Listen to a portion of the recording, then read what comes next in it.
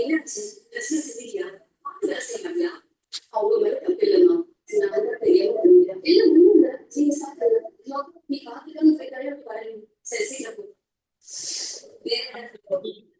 பிரபுஜி, உங்க எல்லாரையும் அனைவரையும் நான் வந்து இந்த 3 மணி செஷனுக்கு வர இருக்கிறேன். கொஞ்சம் எல்லாரும் கொஞ்சம் மியூட் போட்டுங்க.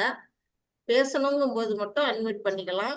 இப்போ கிளாஸ் போயிட்டு இருக்கும்போது நீங்க பேசுனீங்கனாலோ இல்லை வீட்டில் வந்து பேக்ரவுண்ட் மியூசிக் வந்தாலோ உங்களுக்கு வந்து அப்புறம் யூடியூப் போட்டு கேட்டிங்கன்னா உங்களுக்கு எதுவுமே புரியாது.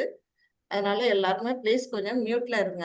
லாஸ்ட்டாக கிளாஸ் முடிஞ்சோன்னா நீங்கள் ஹேண்ட் ரைஸ் பண்ணீங்கன்னா உங்களுக்கு என்னென்ன சந்தேகங்களோ அதில் வந்து தீர்த்து வைப்போம் நாங்கள். கேக்குதா பிரபு? ஹரே கிருஷ்ணா.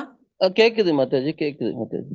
நீங்க கொஞ்சம் வந்து யாராச்சும் அன்மியூட் பண்ணி கொஞ்சம் சவுண்ட் வந்ததுன்னா கொஞ்சம் பார்த்துங்க பிரபு. ஓகே மாதாஜி. ஓகே, ஹரே கிருஷ்ணா. ஹரே கிருஷ்ணா டிவோட்டீஸ். இப்போ வந்து இன்னைக்கு வந்து 38 பேர் வந்து ஜாயின் பண்ணியிருக்கீங்க. ரொம்ப ரொம்ப சந்தோஷமா இருக்குது. இப்போ வந்து இந்த வகுப்பை வந்து நம்ம 18 நாள் நடத்த போகிறோம். இது நான் தான் வந்து உங்களுக்கு பகவத்கீதை பாடம் சொல்லி கொடுக்க வந்திருக்கிறேன். நம்ம சண்முகம் பிரபு அப்புறம் வந்து சுபஸ்ரீ மாதாஜி அவங்க 2 பேரும் இந்த குரூப்புக்கு அட்மினாக இருப்பாங்க. வாய்ஸ் இஸ் நாட் ஆடிபிள்னு சொல்கிறாங்க. கேட்கலையா பிரபு? நல்லா கேக்குது மாதாஜி, நல்லா கேக்குது. மோட்டரோலாங்கிற ஐடியில் இருக்கிறவங்க கொஞ்சம் லெஃப்ட் ஆகிட்டு ஜாயின் பண்ணி பாருங்க. ஆமா, உங்க உங்க உங்க மொபைல் ஏதோ ப்ராப்ளமா இருக்கும். மற்ற எல்லாருக்கும் கேட்குதுங்கிறாங்க. கொஞ்சம் நீங்கள் தான் பார்த்துக்கணும். உங்களோட ஃபோனில் வந்து சவுண்டை இன்க்ரீஸ் பண்ணுங்க, இல்லைன்னா லெஃப்ட் ஆகி ஜாயின் பண்ணுங்க. வேற யாருக்காவது ஏதாவது ப்ராப்ளம் இருந்ததுன்னா நீங்கள் சொல்லலாம், ஒன்றும் தப்பு கிடையாது. ஆனால் வந்து ஹேண்ட் ரைஸ் பண்ணிங்கன்னா அதில் வந்து ஆப்ஷன் இருக்கும், ஹேண்ட் ரைஸ் உங்களுக்கு காட்டுறதுக்கு. அந்த ஆப்ஷன் சொன்னீங்கன்னா உங்களுக்கு என்ன தேவையோ அதை வந்து நாங்கள் பூர்த்தி பண்ணுவோம். நம்ம வந்து இந்த பகவத்கீதையை இந்த 18 நாளில் நம்ம படிக்க போகிறோம். இப்போ வந்து அதுக்கு வந்திருக்கிறவங்க அனைத்து விதமான பக்தர்கள் மாதாஜி அண்ட் பிரபுஜி எல்லாரையுமே நான் வந்து இஸ்கான் மேங்களூர் சார்பாக அன்போடு வரவேற்கிறேன். நீங்கள் வந்து ரெக்கார்டிங் நீங்கள் போட்டிருக்கீங்களா பிரபு? போட்டிருக்கேன். ஓகே ஓகே, ஸ்டார்ட் ரெக்கார்டிங் காட்டுது. இல்லை நான் போடல மாதாஜி, நீங்க அந்த இது ஆட்டோமேட்டிக் காட்டும், அது ஒன்றும் பிரச்சனை இல்லை. ஓகே, இப்போ வந்து ஹரே கிருஷ்ணா. வந்து நம்ம வந்து 18 நாள்ல இந்த பகவத்கீதைங்கிற அந்த உன்னதமான இந்த சரித்திரத்தை நம்ம பார்க்க போறோம். இது எதுல இருக்கு அப்படின்னு உங்க எல்லாருக்கும் தெரிஞ்சிருக்கும். இந்த பகவத்கீதை எதுல ஒரு பாட்டா இருக்குன்னா மகாபாரதத்துல ஒரு பாட்டா இருக்குது. அதை தான் நாம வந்து இன்னைக்கு வந்து கிருஷ்ணர் வந்து அர்ஜுனனுக்கு சொன்னது. பகவத்கீதை அப்படிங்கிறதோட அர்த்தம் என்ன அப்படின்னு நீங்க தெரிஞ்சுக்கிட்டீங்கன்னா, பகவானுடைய வாயிலிருந்து வந்தது. பகவத் அப்படிங்கிறது பகவான், கீதை அப்படிங்கிறது வந்து என்ன பாடலாம் இதுல வந்து இருக்குது. இது வந்து எப்படி சொல்லியிருக்கிறாங்க, சான்ஸ்கிரிட்ல பாடலா சொல்லியிருக்கிறாங்க. அப்ப அந்த காலத்துல வந்து சான்ஸ்கிரிட் வந்து எப்படிப்பட்டது, ஒரு உயர்ந்த ஆன்மீகமான மொழியா இருந்திருக்கு. அப்போ வந்து அந்த காலத்துல பகவானுடைய திருவாயிலிருந்து வந்த இந்த உபதேசங்கள் யாருக்கு, அர்ஜுனனுக்கு மட்டும் இல்ல நமக்கும் சேர்த்துதான் பகவான் வந்து உபதேசம் பண்ணியிருக்கிறாங்க. இது வந்து 700 ஸ்லோகங்கள் கொண்டது, மொத்தமா 18 அத்தியாயங்கள் கொண்டது. இதை வந்து 3ஆ பிரிச்சிருக்கிறாங்க, 3 டிவிஷனா பிரிச்சிருக்கிறாங்க, 6 அத்தியாயமா பிரிச்சிருக்கிறாங்க. ஃபர்ஸ்ட் 6 அத்தியாயம் வந்து கர்மயோகம்னு சொல்லப்படுகிறது. செகண்ட் பார்ட் வந்து 7ல இருந்து 12 வரையிலும் பக்தி யோகம் அப்படின்னு சொல்லப்படுது. தேர்ட் அடுத்தது அப்படியே லாஸ்ட் 13ல இருந்து 18 வரையிலும் உள்ள அந்த டிவிஷன் வந்து ஞான யோகம் அப்படின்னு சொல்லப்படுது.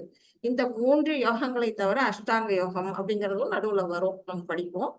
இது எல்லாம் என்ன அப்படின்னு பாத்தீங்கன்னா, நாம இது வந்து பகவத்கீதைங்கிறது லைஃப் மேனுவல் அப்படின்னு நம்ம எடுத்துக்கணும். இது வந்து வாழும் கலை. நாம எல்லாரும் வந்து இந்த வாழ்க்கையில வந்து நிறைய ப்ராப்ளம்ஸ், நிறைய கஷ்டங்கள், இன்பம் துன்பம் எல்லாமே அனுபவிச்சுட்டு இருக்கிறோம். ஒவ்வொரு நாளும் ஒவ்வொருத்தருக்கும் ஒவ்வொரு விதமான கஷ்டங்கள்லாம் வருது வாழ்க்கையில.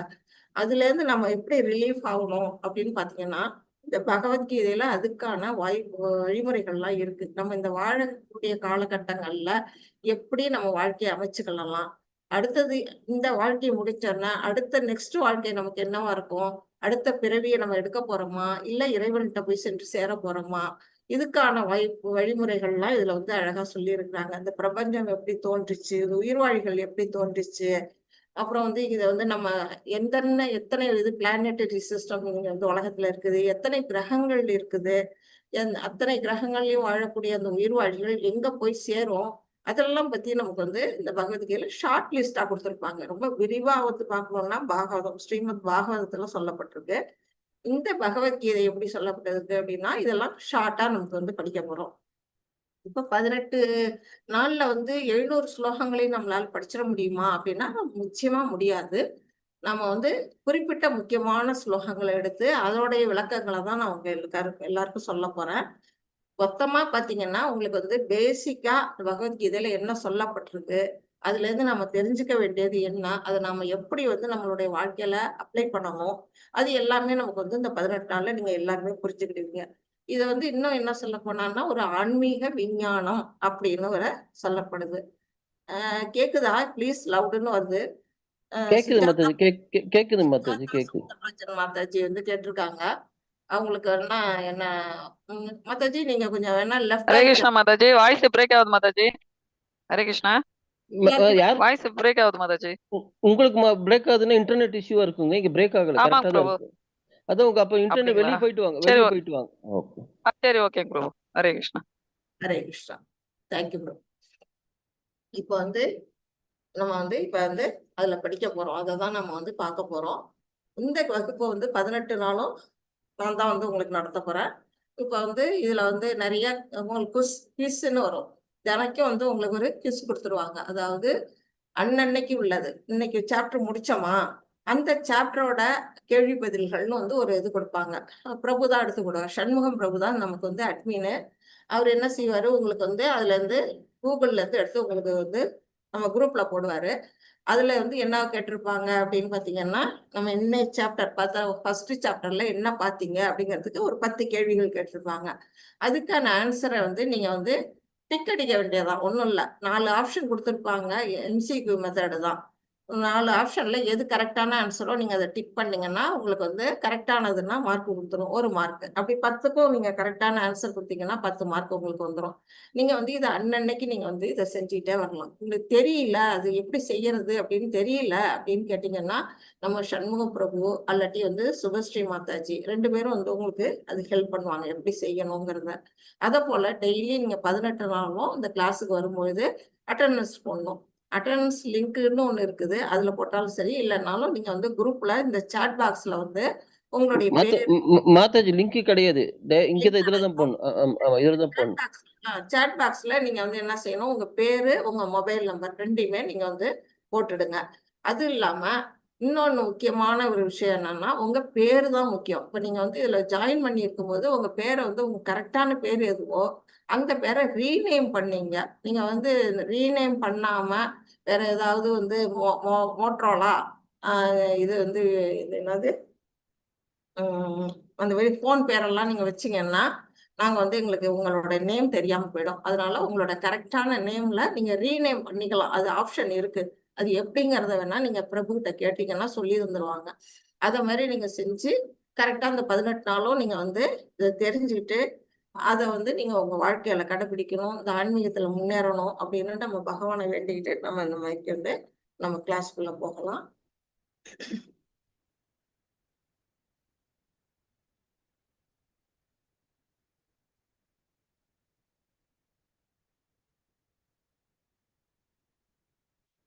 எல்லாருக்கும் ஸ்கிரீன் தெரியுதா?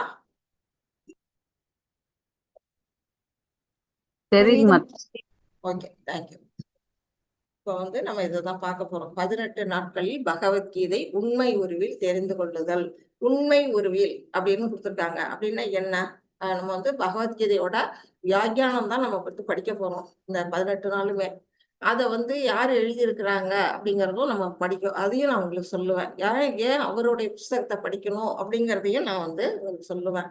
உண்மை உருவில்னா பகவான் என்ன சொன்னாரோ அவருடைய வாயிலிருந்து அர்ஜுனனுக்கு என்ன சொல்லப்பட்டதோ அதை அப்படியே கொஞ்சம் கூட மாறாம கொள்ளாம அதை அப்படியே கொண்டு வந்து கொடுத்துருக்குறாங்க. அதை தான் நம்ம படிக்கிறதுனால உண்மை உருவில் அப்படிங்கிற பேரு. இந்த புஸ்தகத்து பேரே வந்து பகவத்கீதை உண்மை உருவில்னு தான் இருக்கும் தமிழ்ல. இங்கிலீஷ்ல பாத்தீங்கன்னா பகவத்கீதா ஆஸ் இட் இஸ் அப்படின்னு இருக்கும். உங்களுக்கு வந்து எது தேவையோ இங்கிலீஷோ இல்லை தமிழோ உங்களுக்கு எது தேவையோ அந்த புக்ஸை நீங்கள் என்ன செஞ்சுக்கலாம், உங்களுக்கு தேவைப்பட்டதை வாங்கிக்கலாம். இப்போ இன்னைக்கு 18 நாள் படிக்கிற வரையிலும் உங்களுக்கு குரூப்லேயே வந்து அதோட மெட்டீரியலை கொடுத்துருவாங்க. பிடிஎஃபாக வந்துடும் உங்களுக்கு, நோ ப்ராப்ளம். அது வந்து நீங்கள் தெரிஞ்சுக்கணும். Yes, ma'am. நல்வரவு, எல்லாருக்கும் நல்வரவு. இப்போ வந்து இவங்க தான் வந்து ஸ்ரீல பிரபுபாதா. அப்படின்னா ஏசி பக்தி வேதாந்த சுவாமி ஸ்ரீல பிரபுபாதா அப்படிங்கிறவங்க. இவங்க தான் வந்து நாம இன்னைக்கு இந்த பிளாட்ஃபார்ம்ல உட்கார்ந்து பகவத்கீதையை படிக்கிறோம் அப்படின்னா இதுக்கு வந்து மூல காரணமா இருக்கிறது யாரு? ப்ரீ எமினன்ட் சிக்ஷா குரு அப்படின்னு சொல்லக்கூடிய ஆச்சாரியர். நம்ம எல்லாருக்குமே ஆச்சாரியரா இருக்கக்கூடிய ஸ்ரீல பிரபுபாதா. அவங்கள பத்தி உங்களுக்கு தெரிஞ்சிடணும். கண்டிப்பா ஒரு கொஞ்சமாச்சும் நான் உங்களுக்கு அவரை பத்தி கொஞ்சம் சொல்றேன். ஏன்னா நமக்கு வந்து இந்த வழிகாட்டியா இருக்கிறவங்கள பத்தி நம்ம தெரிஞ்சுக்கிட்டு நம்ம படிக்கும் பொழுது அவங்களுடைய மதிப்பு நமக்கு புரிய வரும். இதோட விஷயமும் நமக்கு புரிய வரும். இவங்க தான் வந்து முதல்ல இப்ப நீங்க எல்லாருமே வந்து என்ன பண்ணிருக்கீங்கன்னா இஸ்கான் மேங்களூர்ல ஜாயின் பண்ணிருக்கிறீங்க. இந்த இஸ்கான் மேங்களூர்ங்கிறது ஒரு பகுதி, இந்த ஊர்ல மேங்களூர்ல இருக்கக்கூடிய ஒரு இஸ்கான். இதை போல ஒவ்வொரு ஊர்லயும் இஸ்கான் இருக்கு. உங்க எல்லாருக்குமே தெரிஞ்சிருக்கும் அந்தந்த ஊர்லயும் வந்து என்ன இருக்கு, இஸ்கான் டெம்பிள்ஸ் இருக்குது. அந்த மாதிரி எல்லா இடத்துலயும் இஸ்கான் டெம்பிள் வர்றதுக்கு முன்னாடி எதுவுமே இல்லை. அப்ப முதல்ல இந்த நிறுவனத்தை யாரு தோற்றுவித்தார் அப்படின்னா இந்த ஸ்ரீல பிரபுபாதா தான் வந்து ஃபர்ஸ்ட் நிறுவனாங்க. இவருதான் வந்து அந்த நிறுவனத்தின் மூல குருவா இருந்திருக்கிறாரு. இவர் எங்க நிறுவனார் ஃபர்ஸ்ட் அப்படின்னு பாத்தீங்கன்னா நியூயார்க்ல. அதை வந்து அவரை பத்திய விஷயங்களை நம்ம கொஞ்சம் தெரிஞ்சுக்குவோம். பாத்தீங்கன்னா இது வந்து அவர் வந்து சின்ன வயசா இருக்கும் பொழுது, அதாவது அவரோட எப்ப பிறந்தாரு அப்படின்னு 1896 வந்து கல்கட்டாவில் அவர் பிறந்தாரு. அவங்க அப்பா பேர் வந்து கௌரவ் மோகன் தே, அம்மா பேர் வந்து ரஜினி தே அப்படின்னு சொல்லப்படுது. அவருக்கு என்ன பேர் வச்சாங்க அப்படின்னா அபயச்சரண் தே. அபயச்சரண்ங்கிறது தான் ஏசி பக்தி அப்படின்னு வரும் அவர் பேருக்கு முன்னாடி. அபயச்சரண் தான் அவரோட இயற்கையான பேரு. அவர் வந்து கல்யாணம் ஆகி குழந்தைங்கள்லாம் இருந்தது. 3 குழந்தைங்கள் இருந்து சம்சாரத்துலதான் அவரும் வாழ்ந்தார் நம்மளை போலதான்.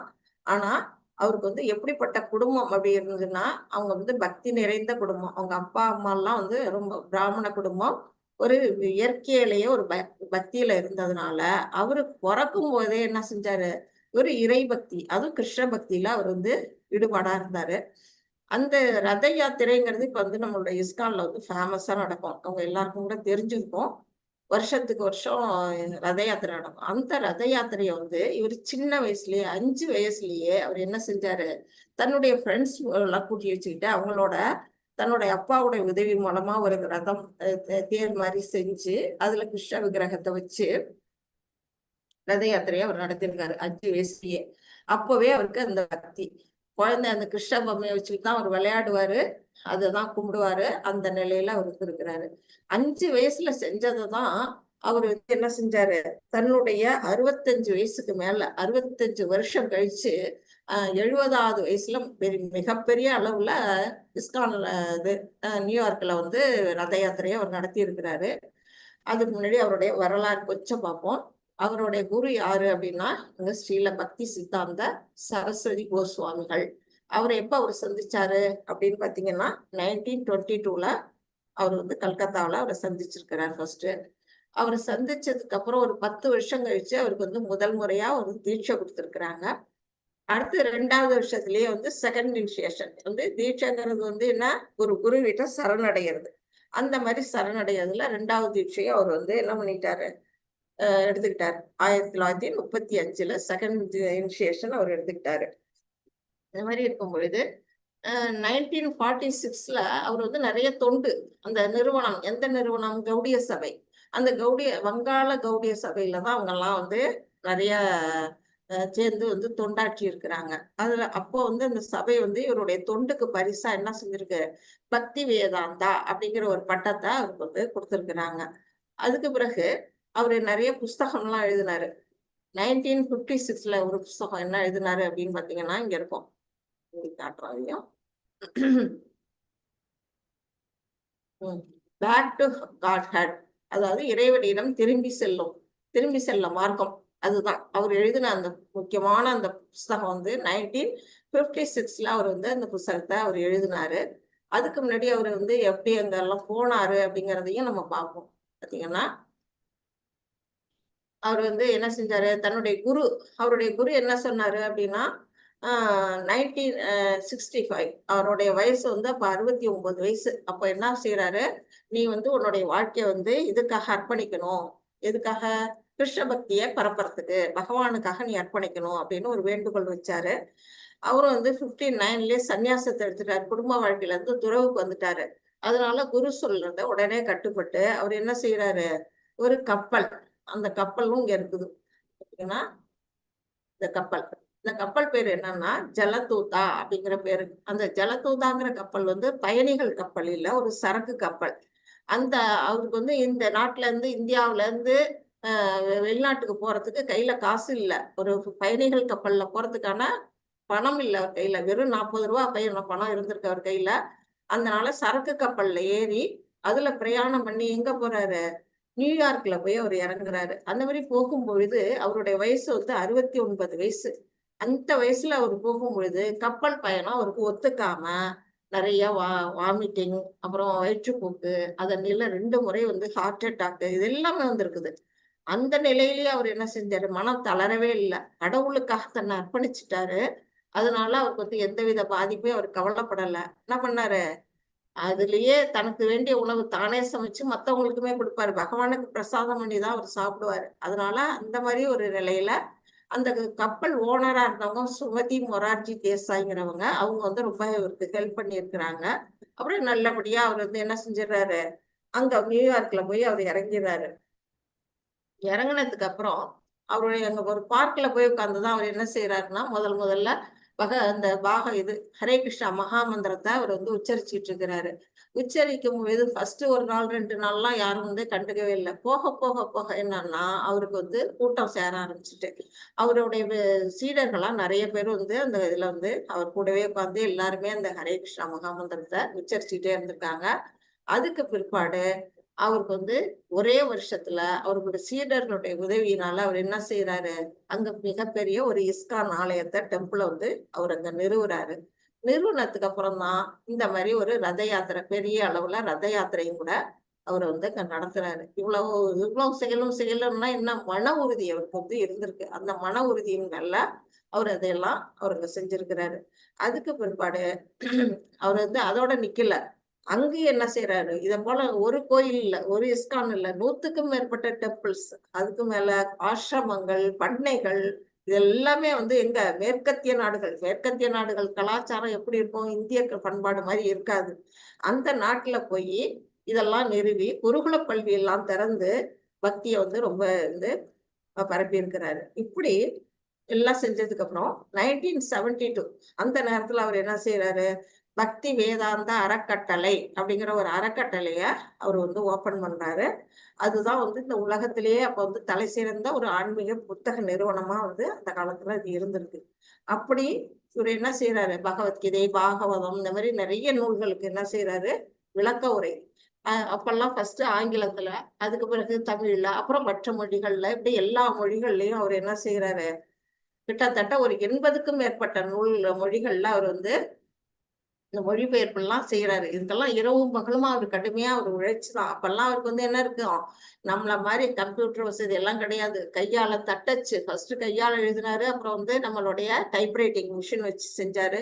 இப்படி பல விதங்கள்ல அவர் கஷ்டப்பட்டு பல விதங்க போராடி அந்த மாதிரி அவர் வந்து என்ன சேவை பண்ணியிருக்கிறாரு. அதுக்கு அடுத்தது அவர் என்ன பண்ணாரு, இந்த மாதிரி ஆரம்பிச்சது வந்து 1965ல ஆரம்பிச்சாரு அவருடைய பிரயாணத்தை. 1977 அவர் வந்து இங்க இருந்த பிருந்தாவனத்துல 81 வயசுல அவர் வந்து இந்த உலகத்தை விட்டு மறைஞ்சிட்டாரு. அந்த 12 வருஷங்கள்ல அவர் இந்த இந்திய உலகம் முழுக்க 14 நாடுகள்ல உலகம் முழுக்க சுத்தி வந்து என்ன பண்றாரு, கிருஷ்ண பக்தியை சொற்பொழிவு காட்சி, ஆன்மீக விழிப்புணர்வு வந்து அவரு தோற்றுவித்தார். அப்படிப்பட்ட ஒரு மகான் தான் வந்து நமக்கு இந்த புஸ்தகத்தை நமக்கு கொடுத்துருக்காங்க. என்ன புக்கு, கிருஷ்ண பக்தி, இந்த இது பகவத்கீதை ஆஸ் இட் இஸ், உண்மை உருவில் அப்படிங்கிற இந்த புஸ்தகத்தை கொடுத்துருக்குறாங்க. அதை தான் நாம வந்து இன்னைக்கு வந்து நம்ம பாடத்திட்டமா நம்ம இஸ்கான்ல வச்சிருக்கிறாங்க. அதை தான் நம்ம படிக்க போறோம். அதுக்கு முன்னாடி நம்ம பகவானை வணங்கிட்டு நம்ம கிளாஸ்க்குள்ள போகலாம். ஸ்ரீ ஸ்ரீ ராதா கோவிந்தா இஸ்கான் மங்களூருக்கு நம்ம அனைவரும் சார்பா வணக்கத்தை தெரிவிச்சுக்கிறேன். ஓம் நமோ பகவதே வாசுதேவாய. ஓம் நமோ பகவதே வாசுதேவாய. ஓம் நமோ பகவதே வாசுதேவாய. ஓம் அஞ்ஞானதிமிராந்தஸ்ய ஞானாஞ்சனசலாக்கயா சக்ஷுருன்மீலிதம் येन तस्मै श्रीगुरवे नमः. श्रीचैतन्यमनोभीष्टं स्थापितं येन भूतले स्वयं रूपा कदा मह्यं ददाति स्वपदान्तिकम्. हे कृष्णा करुणा सिन्धु दीनबन्धो जगत्पते गोपेशा गोपिका कान्ता राधा कान्ता नमोस्तुते.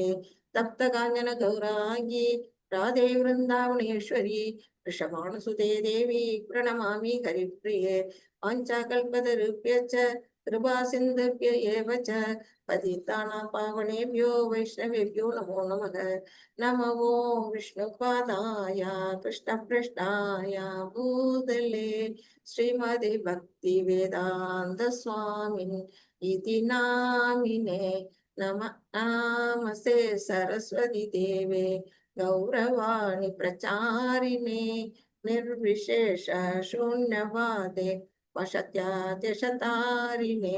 जय श्री कृष्ण चैतन्य प्रभु नित्यानंद श्री अद्वैत गदाधर श्रीवासादि गौर भक्त वृंद. हरे कृष्णा कृष्ण कृष्ण हरे हरे हरे राम राम राम हरे हरे. हरे कृष्णा कृष्ण कृष्ण हरे हरे हरे राम राम राम हरे हरे. हरे कृष्णा. இப்போ வந்து நம்ம எல்லாருமே இஸ்கான் மேங்களூர் சார்பாக தான் வந்து இந்த பிளாட்ஃபார்ம்ல ஒண்ணா அமர்ந்திருக்கிறோம். இந்த கோயில் எங்க இருக்கு அப்படின்னு பாத்தீங்கன்னா மேங்களூர்ல இருக்குது. இது வந்து பழைய அட்ரஸ் இதுல இருக்குது. தேங்காய் தோட்ட சாலை, டோல்கேட் கத்திரி அப்படின்னு தான். இது வந்து இப்போ அது வந்து பழைய இடத்துல இருந்து இப்போ புதுசா ஆலயம் கட்டி அது வந்து குழாய் அப்படிங்கிற இடத்துல நிறுவியிருக்கிறாங்க. மிகப்பெரிய ஆலயம், அழகான டெம்பிள். அந்த டெம்பிளுக்கு நிர்வாகம் யார் பண்றாங்க, பிரசிடென்டா யார் இருக்காங்கன்னா ஹெச்சி நாமநிஷ்ட தாஸ் பிரபுஜி. அவங்க வந்து என்ன செஞ்சாங்க, நம்ம பிரபுபாதா மாதிரியே அவங்களும் என்ன செஞ்சிருக்காங்க, தன்னுடைய வாழ்க்கையை வந்து நம்ம கிருஷ்ண பக்தி இயக்கத்துக்காக சமர்ப்பணம் பண்ணியிருக்கிறாங்க. திருமணமே பண்ணிக்கல. அவங்க படிச்சிருக்காங்க. என்ன படிச்சிருக்காங்க, ஐஐடி கான்பூர்ல பிடெக் படிச்சவங்க, இன்ஜினியரிங் படிச்சுட்டு ஆனா பௌதிக வாழ்வில் ஈடுபடாம சந்நியாசம் மேற்கொண்டு பகவான் கிருஷ்ணருக்காக தன்னுடைய வாழ்க்கையை அர்ப்பணிச்சிருக்கிறாங்க. அவருடைய உதவியால தான் நாம எல்லாருமே வந்து இந்த பகவத்கீதையை படிக்கிறதுக்கான ஒரு வாய்ப்பு நம்ம எல்லாரும் கிடைச்சிருக்கு. நம்ம அனைவரும் சார்பா அவருக்கு நன்றியை தெரிவிச்சுக்கிறேன். அடுத்தது இப்ப நம்ம பகவத்கீதையை பத்தி உலக தலைவர்கள்லாம் என்னென்ன சொல்லியிருக்கிறாங்க அப்படிங்கறத ஒரு ஷார்ட்டா பார்ப்போம். என்ன சொல்லியிருக்கிறாங்க, பகவத்கீதை என்பது நமது எல்லா பிரச்சனைகளுக்கும் பதில்களை கொண்ட ஒரு காவிய வேதம்.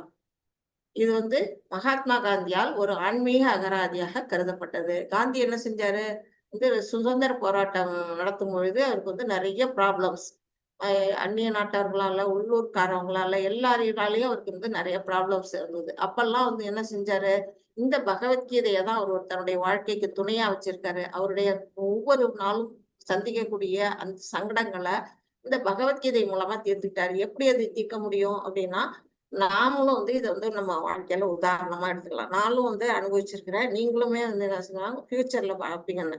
உங்களுக்கு ஒரு கஷ்டம் இருக்குன்னா இந்த பகவத்கீதை புஸ்தகத்தை ஏதோ ஒரு பக்கத்தை ரேண்டமா நீங்க ஓபன் பண்ணீங்கன்னா உங்களுக்கு பிரச்சனைக்கான தீர்வு அதுல வந்து கொடுக்கப்பட்டிருக்கும். இதுதான் அந்த புஸ்தகத்தோட மகிமை. ஏன்னா அது பகவானுடைய வாயிலிருந்து வந்த வேதத்துக்கு ஒப்பானது.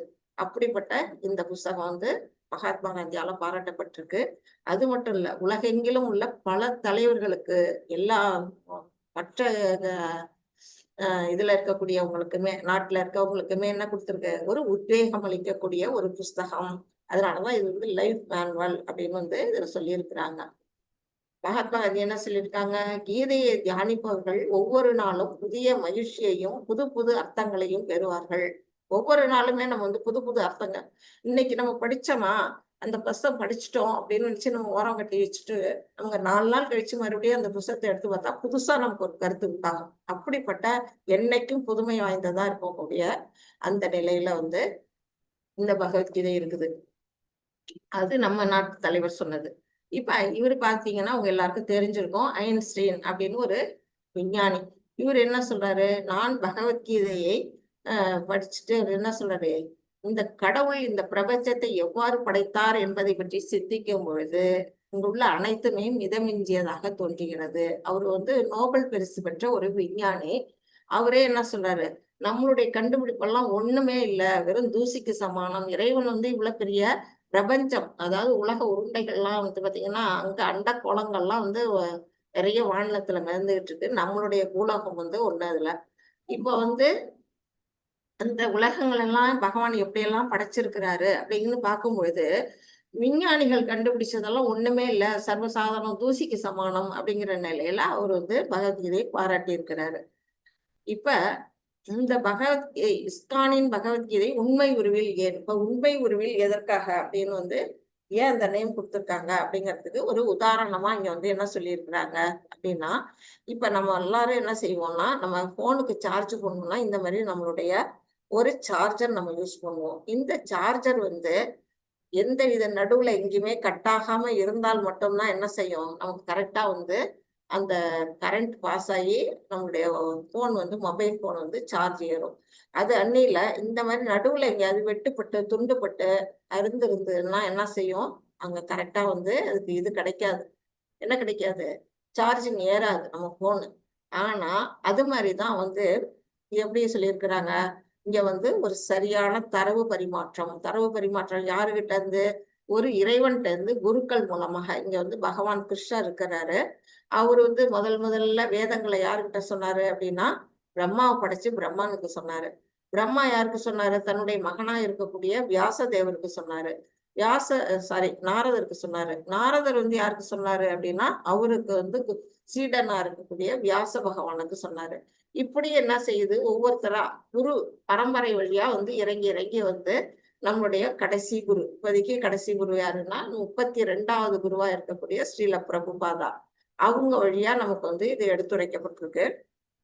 இது எதுக்காக வந்து இந்த மாதிரி குரு பரம்பரையில வரணும் அப்படின்னு கேட்டீங்கன்னா, இப்ப சார்ஜர் வந்து கரெக்டான அந்த இது எப்படி வந்து சரியானபடி அது வந்து சார்ஜ் ஆகுதோ, சார்ஜ் உடைவாம இருக்குதோ, அது போல குரு பரம்பரை என்ன செய்யுது, விட்டு போகக்கூடாது, சங்கிலி தொடர் போல வரணும். அந்த சங்கிலி தொடர் போல வரும் பொழுது அந்த குரு பரம்பரையில வர்றவங்ககிட்ட சரியான ஒரு ஆன்மீக குருவிட்ட நாம இந்த பாடத்தை கத்துக்கும் பொழுது என்ன ஆகும் அப்படின்னா, பகவான் என்ன சொன்னாரோ அது அப்படியே நமக்கு கிடைக்கும். அத அன்னில குரு பரம்பரை இல்லாதவங்க நிறைய பேர் இந்த வந்து பகவத்கீதைக்கு உரை எழுதியிருப்பாங்க. உங்களுக்கு எல்லாம் தெரிஞ்சிருக்கும். நிறைய பேர் இந்த உலகத்துல எழுதியிருப்பாங்க.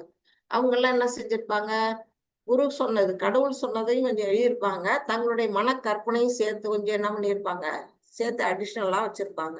அப்ப உண்மையான அந்த கருத்து வந்து நமக்கு வந்து சேராது. அந்த உண்மையான கருத்தை இந்த பெரிய சீட பரம்பரை மூலமா நம்ம கேட்கணும். அதுதான் வந்து இங்க முக்கியமா சொல்லப்பட்டது. அதனாலதான் இது உண்மை உருவில் அப்படின்னு இந்த புத்தகத்துக்கு வச்சிருக்கிறாங்க. கிருஷ்ணரின் செய்தி ஒழுக்கமான அடுத்தடுத்த சங்கிலி வழியாக வர வேண்டும். சங்கிலிங்கிறது சீட பரம்பரை. இந்த சீட பரம்பரையோட நேம்ஸ் வந்து நீங்க பகவத்கீதையோட முன்னுரையில இருக்கு. நீங்க எல்லாருமே அந்த புஸ்தகம் வாங்கினீங்கன்னா எடுத்து பாத்தீங்கன்னா உங்க எல்லாருக்கும் தெரிஞ்சிடும். அதுதான் இங்க கொடுத்துருக்குறாங்க. இப்ப கீதையை பத்தி என்ன சொல்லி இருக்கிறாங்க அப்படின்னு பாத்தீங்கன்னா, கீதை வந்து ஒரு பரந்த புஸ்தகம். அது எப்படிப்பட்டது, இப்ப 18 நாள்ல நம்ம எல்லாருமே 18 நாள்ல கீதையை படிச்சிடலாம் அப்படின்னு வந்து நம்ம இருக்கிறோம். ஆனா இந்த 18 நாள்ல நம்மளால கீதையை முழுமையா புரிஞ்சுக்க முடியுமான்னா கொஞ்சம் சிரமம்தான். என்னன்னா உங்களுக்கு பேசிக்கான கருத்தெல்லாம் உங்களுக்கு நாங்க சொல்லிடுவோம்.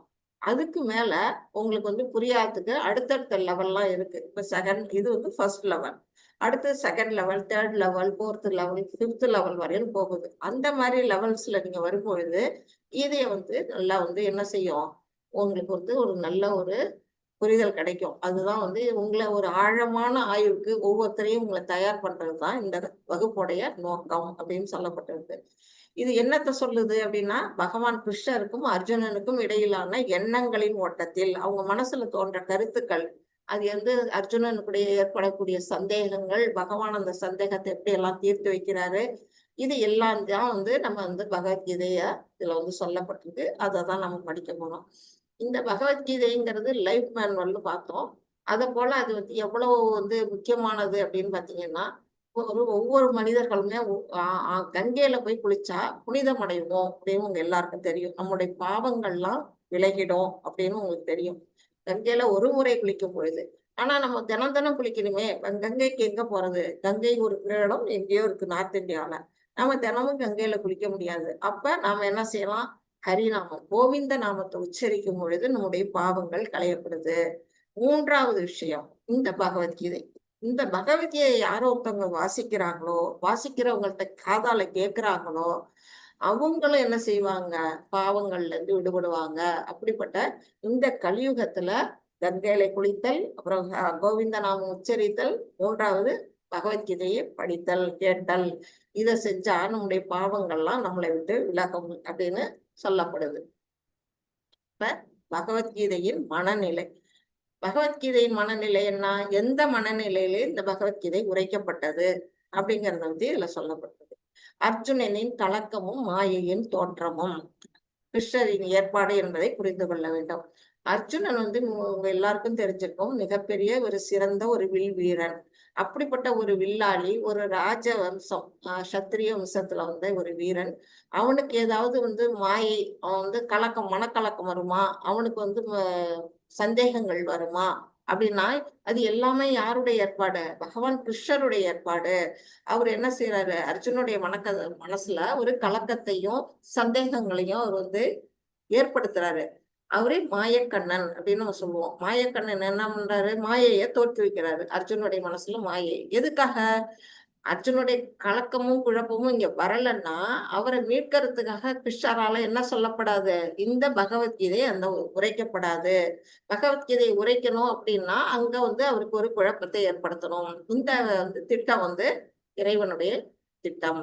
இத வந்து முதல்ல அர்ஜுனன் தான் கேட்கிறாருனாலும், இது யாருக்காக சொல்லப்பட்டதுன்னா, உலக மக்கள் அனைவருக்கும் நம்முடைய நலனுக்காக சொல்லப்பட்டது அப்படிங்கறது சொல்லியிருக்கிறாங்க. இதுல வந்து அர்ஜுனரின் தீர்க்கமற்ற தன்மை. நீங்க பாத்தீங்கன்னா இந்த பிக்சர் உங்க எல்லாருக்கும் தெரியும்னு நினைக்கிறேன்.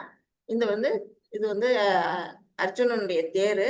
அங்க யாரு இருக்கிறா? ஓட்டுறவரு பார்த்த சாரதியா இருக்கிறாரு. பகவான் கிருஷ்ணரே வந்து அங்க ரதத்தை செலுத்துறாரு. அவர்கிட்ட வந்து அர்ஜுனன் வந்து 2 படைகளுக்கு நடுவுல வந்து நிறுத்த சொல்றாரு தன்னுடைய தேரை. அப்ப ஒரு பக்கம் வந்து யாரு? கௌரவ சேனை இருக்குது. இன்னொரு பக்கம் யார் இருக்காங்க? பாண்டவ சேனை. இந்த 2 பக்க படைகளுக்கு நடுவுல பகவான் கிருஷ்ணர் வந்து இங்க தேரை கொண்டு வந்து நிறுத்துறாரு. நிறுத்தின உடனே எங்க இது நடக்குது? குருஷேத்திரம்ங்கிற அந்த இடத்துல நடக்குது. அந்த இடத்துல நிறுத்துறாரு. நிறுத்தின உடனே அர்ஜுனன் வந்து என்ன பாக்குறாரு? சிரமப்படுறாரு. எதுக்காக சிரமப்படுறாரு? தன்னுடைய படை பக்கம் பாக்குறாரு. எல்லாம் நம்மளுடைய சொந்தக்காரவங்களும், நமக்கு வேண்டியவர்களும், படை வீரர்களும், நண்பர்களும். ஆப்போசிட் சைட்ல பார்த்தேன்னா அங்க வந்து யார் இருக்கா? அங்கேயும் உறவினர்கள் தான். தன்னுடைய தாத்தா, மாமா, சகோதரர்கள், நண்பர்கள், பேரன்கள், மகன்கள் அப்படின்னு எல்லாருமே அங்க உறவினர்களா பாக்குறாரு. இவங்களெல்லாம் கொன்னுட்டு நம்ம இந்த ராஜ்யம் நமக்கு தேவையா அப்படின்னு அவருக்கு வந்து ஒரு குழப்பம் மனசுல வருது. உடனே என்ன செய்யறாரு? 2nd சாப்டர்ல 7வது ஸ்லோகத்துல வரும். பகவான்கிட்ட வந்து கிருஷ்ணர்கிட்ட வந்து சரணடைகிறாரு. சரணடைஞ்சோன்னா அப்ப பகவான் வந்து அவருக்கு வந்து என்ன செய்யறாரு? பகவத்கீதை உபதேசத்தை ஆரம்பிக்கிறாரு அப்படின்னு தெரிய வருது. இது வந்து கீதை மகாத்மியம். இதை யார் எழுதுனாங்க அப்படின்னு பாத்தீங்கன்னா, நம்ம தான் கீதை மகாத்மியம்னா என்னன்னு உங்களுக்கு தெரிஞ்சிருக்கும். கீதையோட பெருமைகள் என்ன, அதுல வந்து எவ்வளவு சிறப்புகள்லாம் இருக்கு அப்படின்னு யார் எழுதியிருக்கிறாங்கன்னா, நம்முடைய ஸ்ரீபாத ஆதி சங்கராச்சாரியா அவர்கள் தான் வந்து இந்த வந்து கீதை மகாத்மியத்தை சொல்லியிருக்கிறாங்க. மொத்தம் 7 ஸ்லோகங்கள்ல வந்து அதை வந்து விவரமா சொல்லியிருக்கிறாங்க. என்ன சொல்லப்பட்டிருக்கு அப்படின்னு பாத்தீங்கன்னா, பகவத்கீதையின் உபதேசங்களை முறையாக பின்பற்றுபவன், அதை யாரெல்லாம் முறையா படிக்கிறாங்களோ, வாழ்க்கையில தன்னுடைய வாழ்வில கடைபிடிக்கிறாங்களோ, அவங்க என்ன செய்ய முடியும்? வாழ்வின் எல்லா வித துயரங்களிலிருந்தும் ஏக்கங்களிலிருந்தும் விடுபட முடியும். அதுதான் நம்ம பாவங்களை களையுதுன்னு எடுத்தடுப்புலயே சொன்னேன். அப்படி துயரங்கள்லாம் விடுபடுது அப்படின்னு சொல்லியிருக்கோம். முதல் ஸ்லோகத்துல சொல்லியிருக்கிறார். 2வது ஸ்லோகத்துல என்ன சொல்லியிருக்கிறாரு?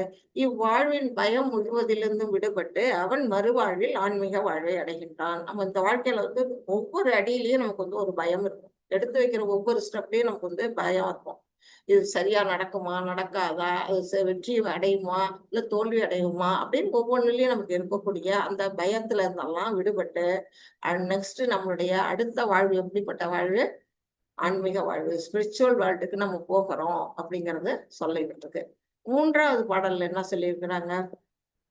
பகவத்கீதையை முழு ஆர்வத்துடனும் அக்கறையுடனும் ஒருவன் படித்தால் பகவானின் அருளால் அவனது பூர்வ ஜென்ம பாவங்கள் செயல்படாமல் போகும். அப்ப பூர்வ ஜென்ம பாவம் அப்படின்னு பாத்தீங்கன்னா நம்ம வந்து இந்த ஒரு பிறவி மட்டும் இல்ல, நிறைய பிறவிகள் எடுத்து வந்திருக்கிறோம் அப்படிங்கிறது தெரியுது. 84 lakhs உயிரினங்கள் இந்த உலகத்துல இருக்கு. அந்த 84 lakhsல நம்ம மானிட பிறவி வந்து ஒரு 4 லட்சம் வெரைட்டி இருக்கிறாங்க. இதுக்கு முன்னாடி நம்ம என்னென்ன பிறவி எடுத்தோம் அப்படிங்கிறது நமக்கு தெரியவே தெரியாது. புழுவாவோ, பூச்சியாவோ, விலங்காவோ, மரமாவோ ஏதோ ஒரு பிறவி நம்ம வந்து எடுத்து வந்திருக்கிறோம். பல பிறவிகள் எடுத்துதான் இந்த மனித பிறவியை நம்ம வந்திருக்கிறோம். இப்படி வரும்பொழுது நாம ஒவ்வொரு பிறவிலையும் என்னென்ன பாவம் செய்தோங்கிறது நமக்கு தெரியாது. எல்லாமே நம்ம மறந்துட்டோம். அப்படி நம்ம செய்யக்கூடிய அந்த பாவ வினைகளுக்கு தகுந்த மாதிரிதான் நமக்கு இப்ப வந்து இந்த உலகத்துல நமக்கு ஒரு உடல் வந்து கிடைச்சிருக்குது.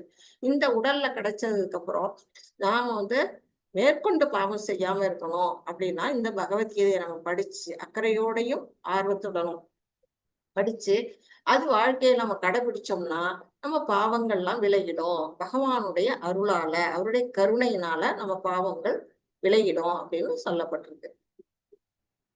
அடுத்தது இதுவும் அதுல வர்றதுதான். கீதா மகாத்மியத்துல என்ன சொல்லியிருக்கிறாங்கன்னா, சர்வோபனிஷதோ காவோ தோக்தா கோபால நந்தனஹ பார்த்தோ வஸ்ஸ சுதீர் போக்தா துக்தம் கீதாமிருதம் மகத். இது வந்து 6வது ஸ்லோகம் அந்த கீத மகாத்மியத்துல. இதுல என்ன சொல்லியிருக்கிறாங்க அப்படின்னா, இப்போ வந்து நம்ம எல்லாம் டெய்லியுமே வந்து பால் குடிப்போம். காலையில, சாயந்தரம், இல்ல நைட்டு அப்படி 3 வேளை கூட பால் குடிப்போம். அந்த பால் குடிக்கணும்னா அதுக்கு ஒண்ணு எது தேவை? ஒரு பசுமாடு தேவை. அந்த பசுகிட்ட பால் கறக்கணும்னா அதுக்கு ஒரு கன்று தேவை.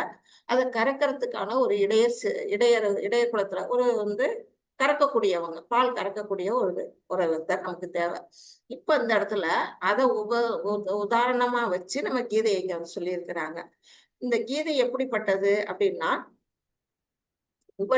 உபனிஷத்துக்குன்னா உங்களுக்கு தெரிஞ்சிருக்கும். வேதங்களுடைய சாரம் அது எல்லாமே வந்து அதோட கிளைகள். அந்த மாதிரி எல்லா வேத கிளைகளோட சாரமா இருக்கக்கூடிய கீதோபனிஷத். இந்த கீதையை, பகவத்கீதையை கீதோபனிஷத் அப்படிங்கிற பேர்ல சொல்றாங்க. அந்த கீதோபனிஷத்துன்னு சொல்லக்கூடிய இந்த பகவத்கீதை தான் ஒரு பசு. இப்ப வந்துதான் இது பசு அப்படின்னு கற்பனையை நம்ம பண்ணிக்கணும். இந்த பசுகிட்ட இருந்து அடுத்தது பால் கறக்கணும். பால் கறக்கிறதுக்கு ஒரு கண்ணுக்குட்டி தேவை. அந்த கண்ணுக்குட்டியா இங்க யாரு இருக்கிறா அப்படின்னா அர்ஜுனன் தான் இங்க வந்து கண்ணுக்குட்டி. அவர் மூலமா வச்சு ஒருத்தவங்க பால் கறக்க போறாங்க. யாரு? இயற்கையிலேயே அவர் வந்து என்ன செய்யறாங்க, எதுகுலத்துல தோன்றிய பகவான் கிருஷ்ணர் வந்து இடையர்குல சிறுவனாக இங்க வந்து கிருஷ்ணர் அவருதான் வந்து பால் கறக்கக்கூடியவர். இப்ப பசு வந்து நம்முடைய கீதை. கண்ணுக்குட்டி யாருன்னா அர்ஜுனன். கறக்கக்கூடியவர் யாருன்னா எதுகுலத்துல பிறந்த நம்முடைய பகவான் கிருஷ்ணர். அவரால்தான் இந்த பால் கறக்கப்படுது, அவர் வாயில இருந்து வருது. இந்த அமிர்த பாலை வந்து குடிக்கக்கூடியவங்க யாரு? அறிவு சான்றவரும் தூய பக்தர்களும் பகவத்கீதை என்னும் அமிர்த பாலை குடிக்க வேண்டியவர்கள்.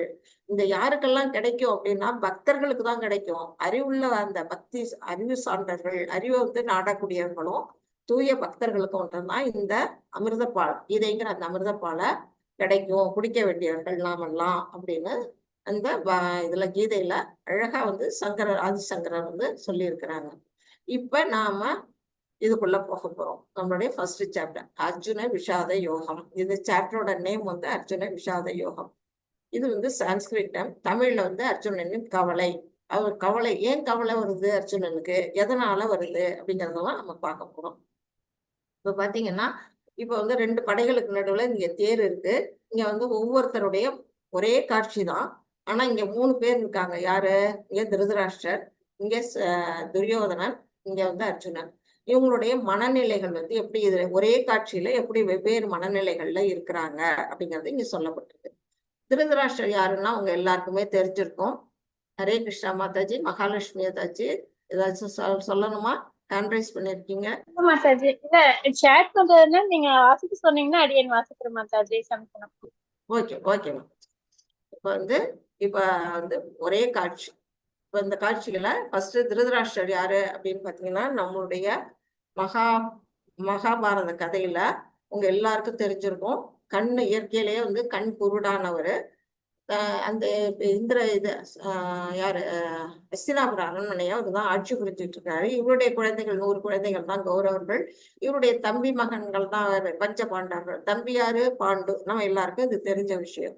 இந்த காட்சியில அவருடைய மனநிலை எப்படி இருக்கு அப்படின்னு பாத்தீங்கன்னா, அவருக்கு தன்னுடைய புத்திரர்கள் மேல அவருக்கு கொள்ள பாசம். யாரு? துரியோதனர்கள் 100 பேர் மேலேயும் அவருக்குடைய பாசம். அந்த பாசம் வந்து ஏற்கனவே அவர் கண்ணு குருடு, இப்ப மனசும் குருடா இருக்கு. அதனால அந்த பாசத்தின் மேல அவர் என்ன செய்யறாரு, தன்னுடைய மகன்கள் வந்து அரசுக்கு வரணும், அரசாட்சிக்கு வரணுங்கிற அந்த நினைவுல அவர் பாக்குறாரு அந்த காட்சிய. துரியோதன் எப்படி இருக்கான்? அகங்காரம், ஆணவம். ஏன்னா அவன் பக்கத்துல படைகள் வந்து அதிகம். மொத்தம் வந்து 18 நம்ம 18 அத்தியாயம் நமக்கு பகவத்கீதையில இருக்கிற மாதிரி இந்த 2 படைகளும் சேர்ந்து 18 அக்ஷோனி படைகள் சொல்றாங்க. இவங்க பக்கம் கௌரவர்கள் பக்கம் பாத்தீங்கன்னா 11 அக்ஷோனி சேனைகள் இருக்கு, பெரிய படை. ஆனா பாண்டவர்கள் பக்கம் எவ்வளவு இருக்கு? 7 அக்ஷோனி சேனைகள் தான் இருக்குது. படைகள் அளவுல இங்க குறைவா இருந்தாலும் கடைசியில வெற்றி அவங்கதான் அடையிறாங்க. இப்போ மொத்தம் 18 சேனைகள். நம்மள்ட்ட படைபலம் அதிகம் இருக்கு. வெல்ல முடியாத பீஷ்மர் நம்ம பக்கம் இருக்கிறாரு, துரோணாச்சாரியர் நம்ம பக்கம் இருக்கிறாரு, கர்ணன் வில்லாளி நம்ம பக்கம் இருக்கிறான் அப்படின்னு ஒரு அகங்காரம். அந்த அகங்காரம் ராஜ்யம் வந்து ராஜ்யத்து மேல ஒரு பற்று. அந்தனால அவருடைய முகத்தோற்றம், அவருடைய மனத்தோற்றம் இங்க காட்டப்படுது. ஆனா நம்முடைய அர்ஜுனனுடைய முகம் பாத்தீங்கன்னா எப்படி இருக்குது? கவலை தோய்ந்த முகம், கண்ணுல இருந்து கண்ணீர் விழுது, உடல் நடுங்கக்கூடிய அந்த நிலையில இருக்கக்கூடிய நிலையில இருக்கான். எதுக்காக? ஏன்னா உறவினர்கள் மேல உள்ள பற்று, பாசம். 3 பேருமே பாசம் தான் வைக்கிறாங்க. இவர் வந்து தன்னுடைய சொந்த பிள்ளைகள் மேல பாசம் வைக்கிறாரு, இவர் ராஜ்யத்து மேல பாசம் வச்சிருக்கிறாரு, இவர் வந்து உறவினர்கள் அனைவர் பேரையும் யாரையும் கொல்லக்கூடாது அப்படிங்கிற அந்த பாசத்துல அர்ஜுனர் இருக்கிறாரு. ஆனா நம்ம பகவான் கிருஷ்ணர் யார் மேல பாசம் வைக்கிறாரு? தன்னுடைய பக்தனான அர்ஜுனன் மேல பாசத்தை வைக்கிறாரு. அதனாலதான் அவருக்கு வந்து நிறைய உபதேசங்களை இங்க வந்து அவரு எடுத்து கொடுக்கிறாரு அப்படிங்கிறத நம்ம படிக்க போறோம். இப்ப நம்ம சாப்டருக்குள்ள போறோம். மாதாஜி, ஹரே கிருஷ்ணா. மாதாஜி, நீங்க ஸ்லோகம் வாசிக்கிறீங்களா? ஃபர்ஸ்ட் ஸ்லோகம் ஹரே கிருஷ்ணா மாதாஜி. வாசிக்கிறீங்க? நமஸ்காரம். दरिद्र उवाच धर्मक्षेत्रे गुरुक्षेत्रे समवेतायुयुत्सवः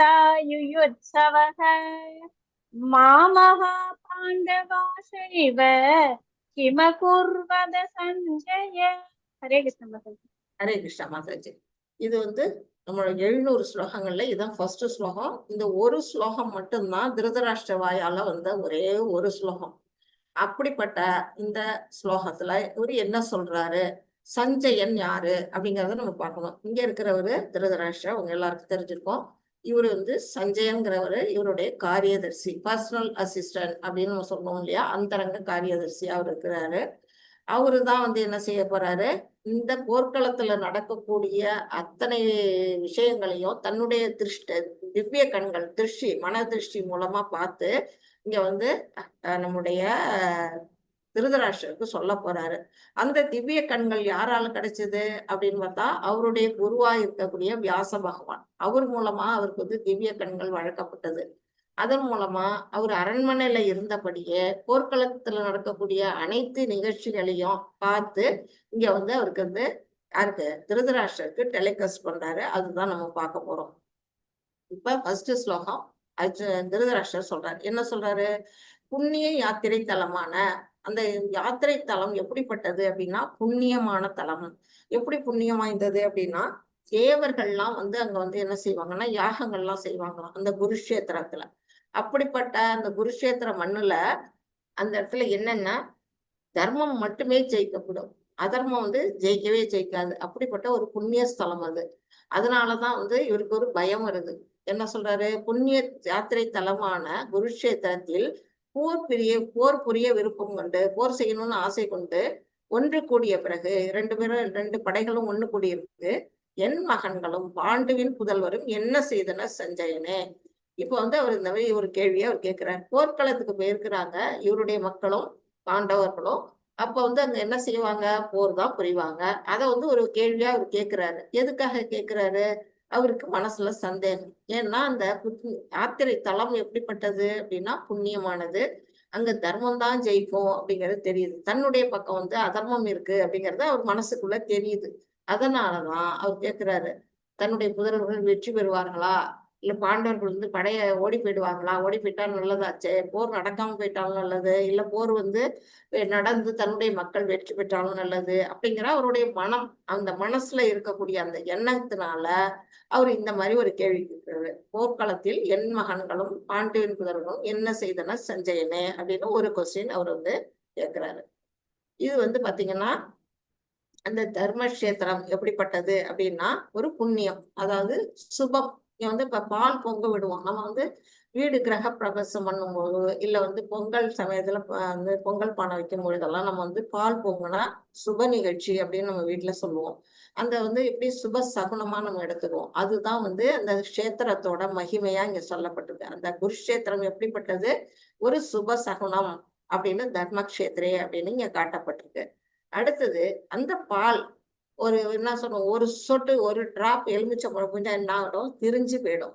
திரிஞ்சு போனா அந்த பால் வந்து கெட்டு போனது அப்படின்னு நம்ம சொல்லுவோம். அந்த மாதிரி கெட்டு போனது பாலுக்கு ஈடாதான் மாமகா பாண்டவஸ் அப்படின்னு வந்து இங்க சொல்றாங்க.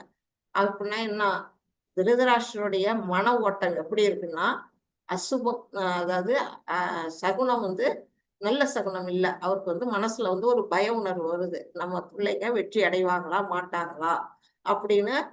தன்னுடைய மக்கள் என்னுடைய மகன்கள் அப்படின்னு அவர் பிரிச்சு பேசுறாரு. அந்த இடத்துலயே வந்து தெரியுது இது வந்து சகுனம், சரியான சகுனம் இல்ல. அந்த தான் பால் திரிவுக்கு இதுங்க வந்து காட்டுறாங்க. மூணாவதா கிமகுர்வத, அதோட முடிவு எப்படி இருக்கும், என்ன செய்தனர் அப்படின்னு வந்து கேட்கும் பொழுது அங்க வந்து அந்த திரிஞ்சு போன பால் அதுல இருந்து என்ன செய்யறாங்க, ஒரு ஸ்வீட் செய்யறாங்க. பன்னீர் எடுத்து என்ன செய்யலாம், ரசகுல்லா செய்யலாம். அந்த ரசகுல்லாவை இங்க உதாரணமா காட்டியிருக்கிறாங்க. இந்த ரசகுல்லாவா இருக்கிறது யாரு, பாண்டவர்கள் தன்னையே பகவானுக்கு பிரசாதமா படைக்கிறாங்க. பகவான் என்ன சொல்றாரோ அது மீறிய அப்ஜெக்ஷன் கிடையாது, அப்படியே வந்து வாழ்க்கையில கடைபிடிக்கிறாங்க. அதனால அவங்க வந்து இதுக்கு வந்து ஸ்வீட்ஸா அந்த இடத்துல சொல்லப்படுது.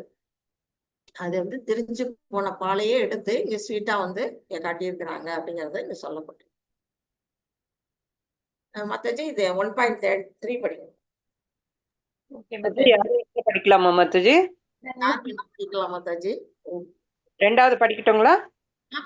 படிங்க மத்தாஜி. சஞ்சய உவாச்ச திருஷ்ட்வா தூ பாண்டவானீகம் வியூடம் துரியோதனஸ்ததா ஆச்சார்யம் உபசங்கம்ய ராஜா வச்சனம் அப்ரவீத். ஹரே கிருஷ்ண மத்தாஜி. ஹரே கிருஷ்ணா. மத்தாஜி எந்த ஸ்லோகம் மத்தாஜி படிச்சீங்க? மத்தாஜி அவங்க வந்து ஃபர்ஸ்ட் ஸ்லோகா சொல்லி இருந்திருக்காங்க, செகண்ட் ஸ்லோகா சொல்லியிருக்காங்க.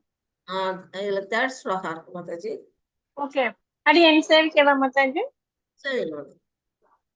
வஸ்யைதாம் பாண்டபுத்ராணம் ஆச்சார்யமகதிம் சமூம் வியூடாம் த்ருபதபுத்ரேன தவசிஸ்யேன தீமதா.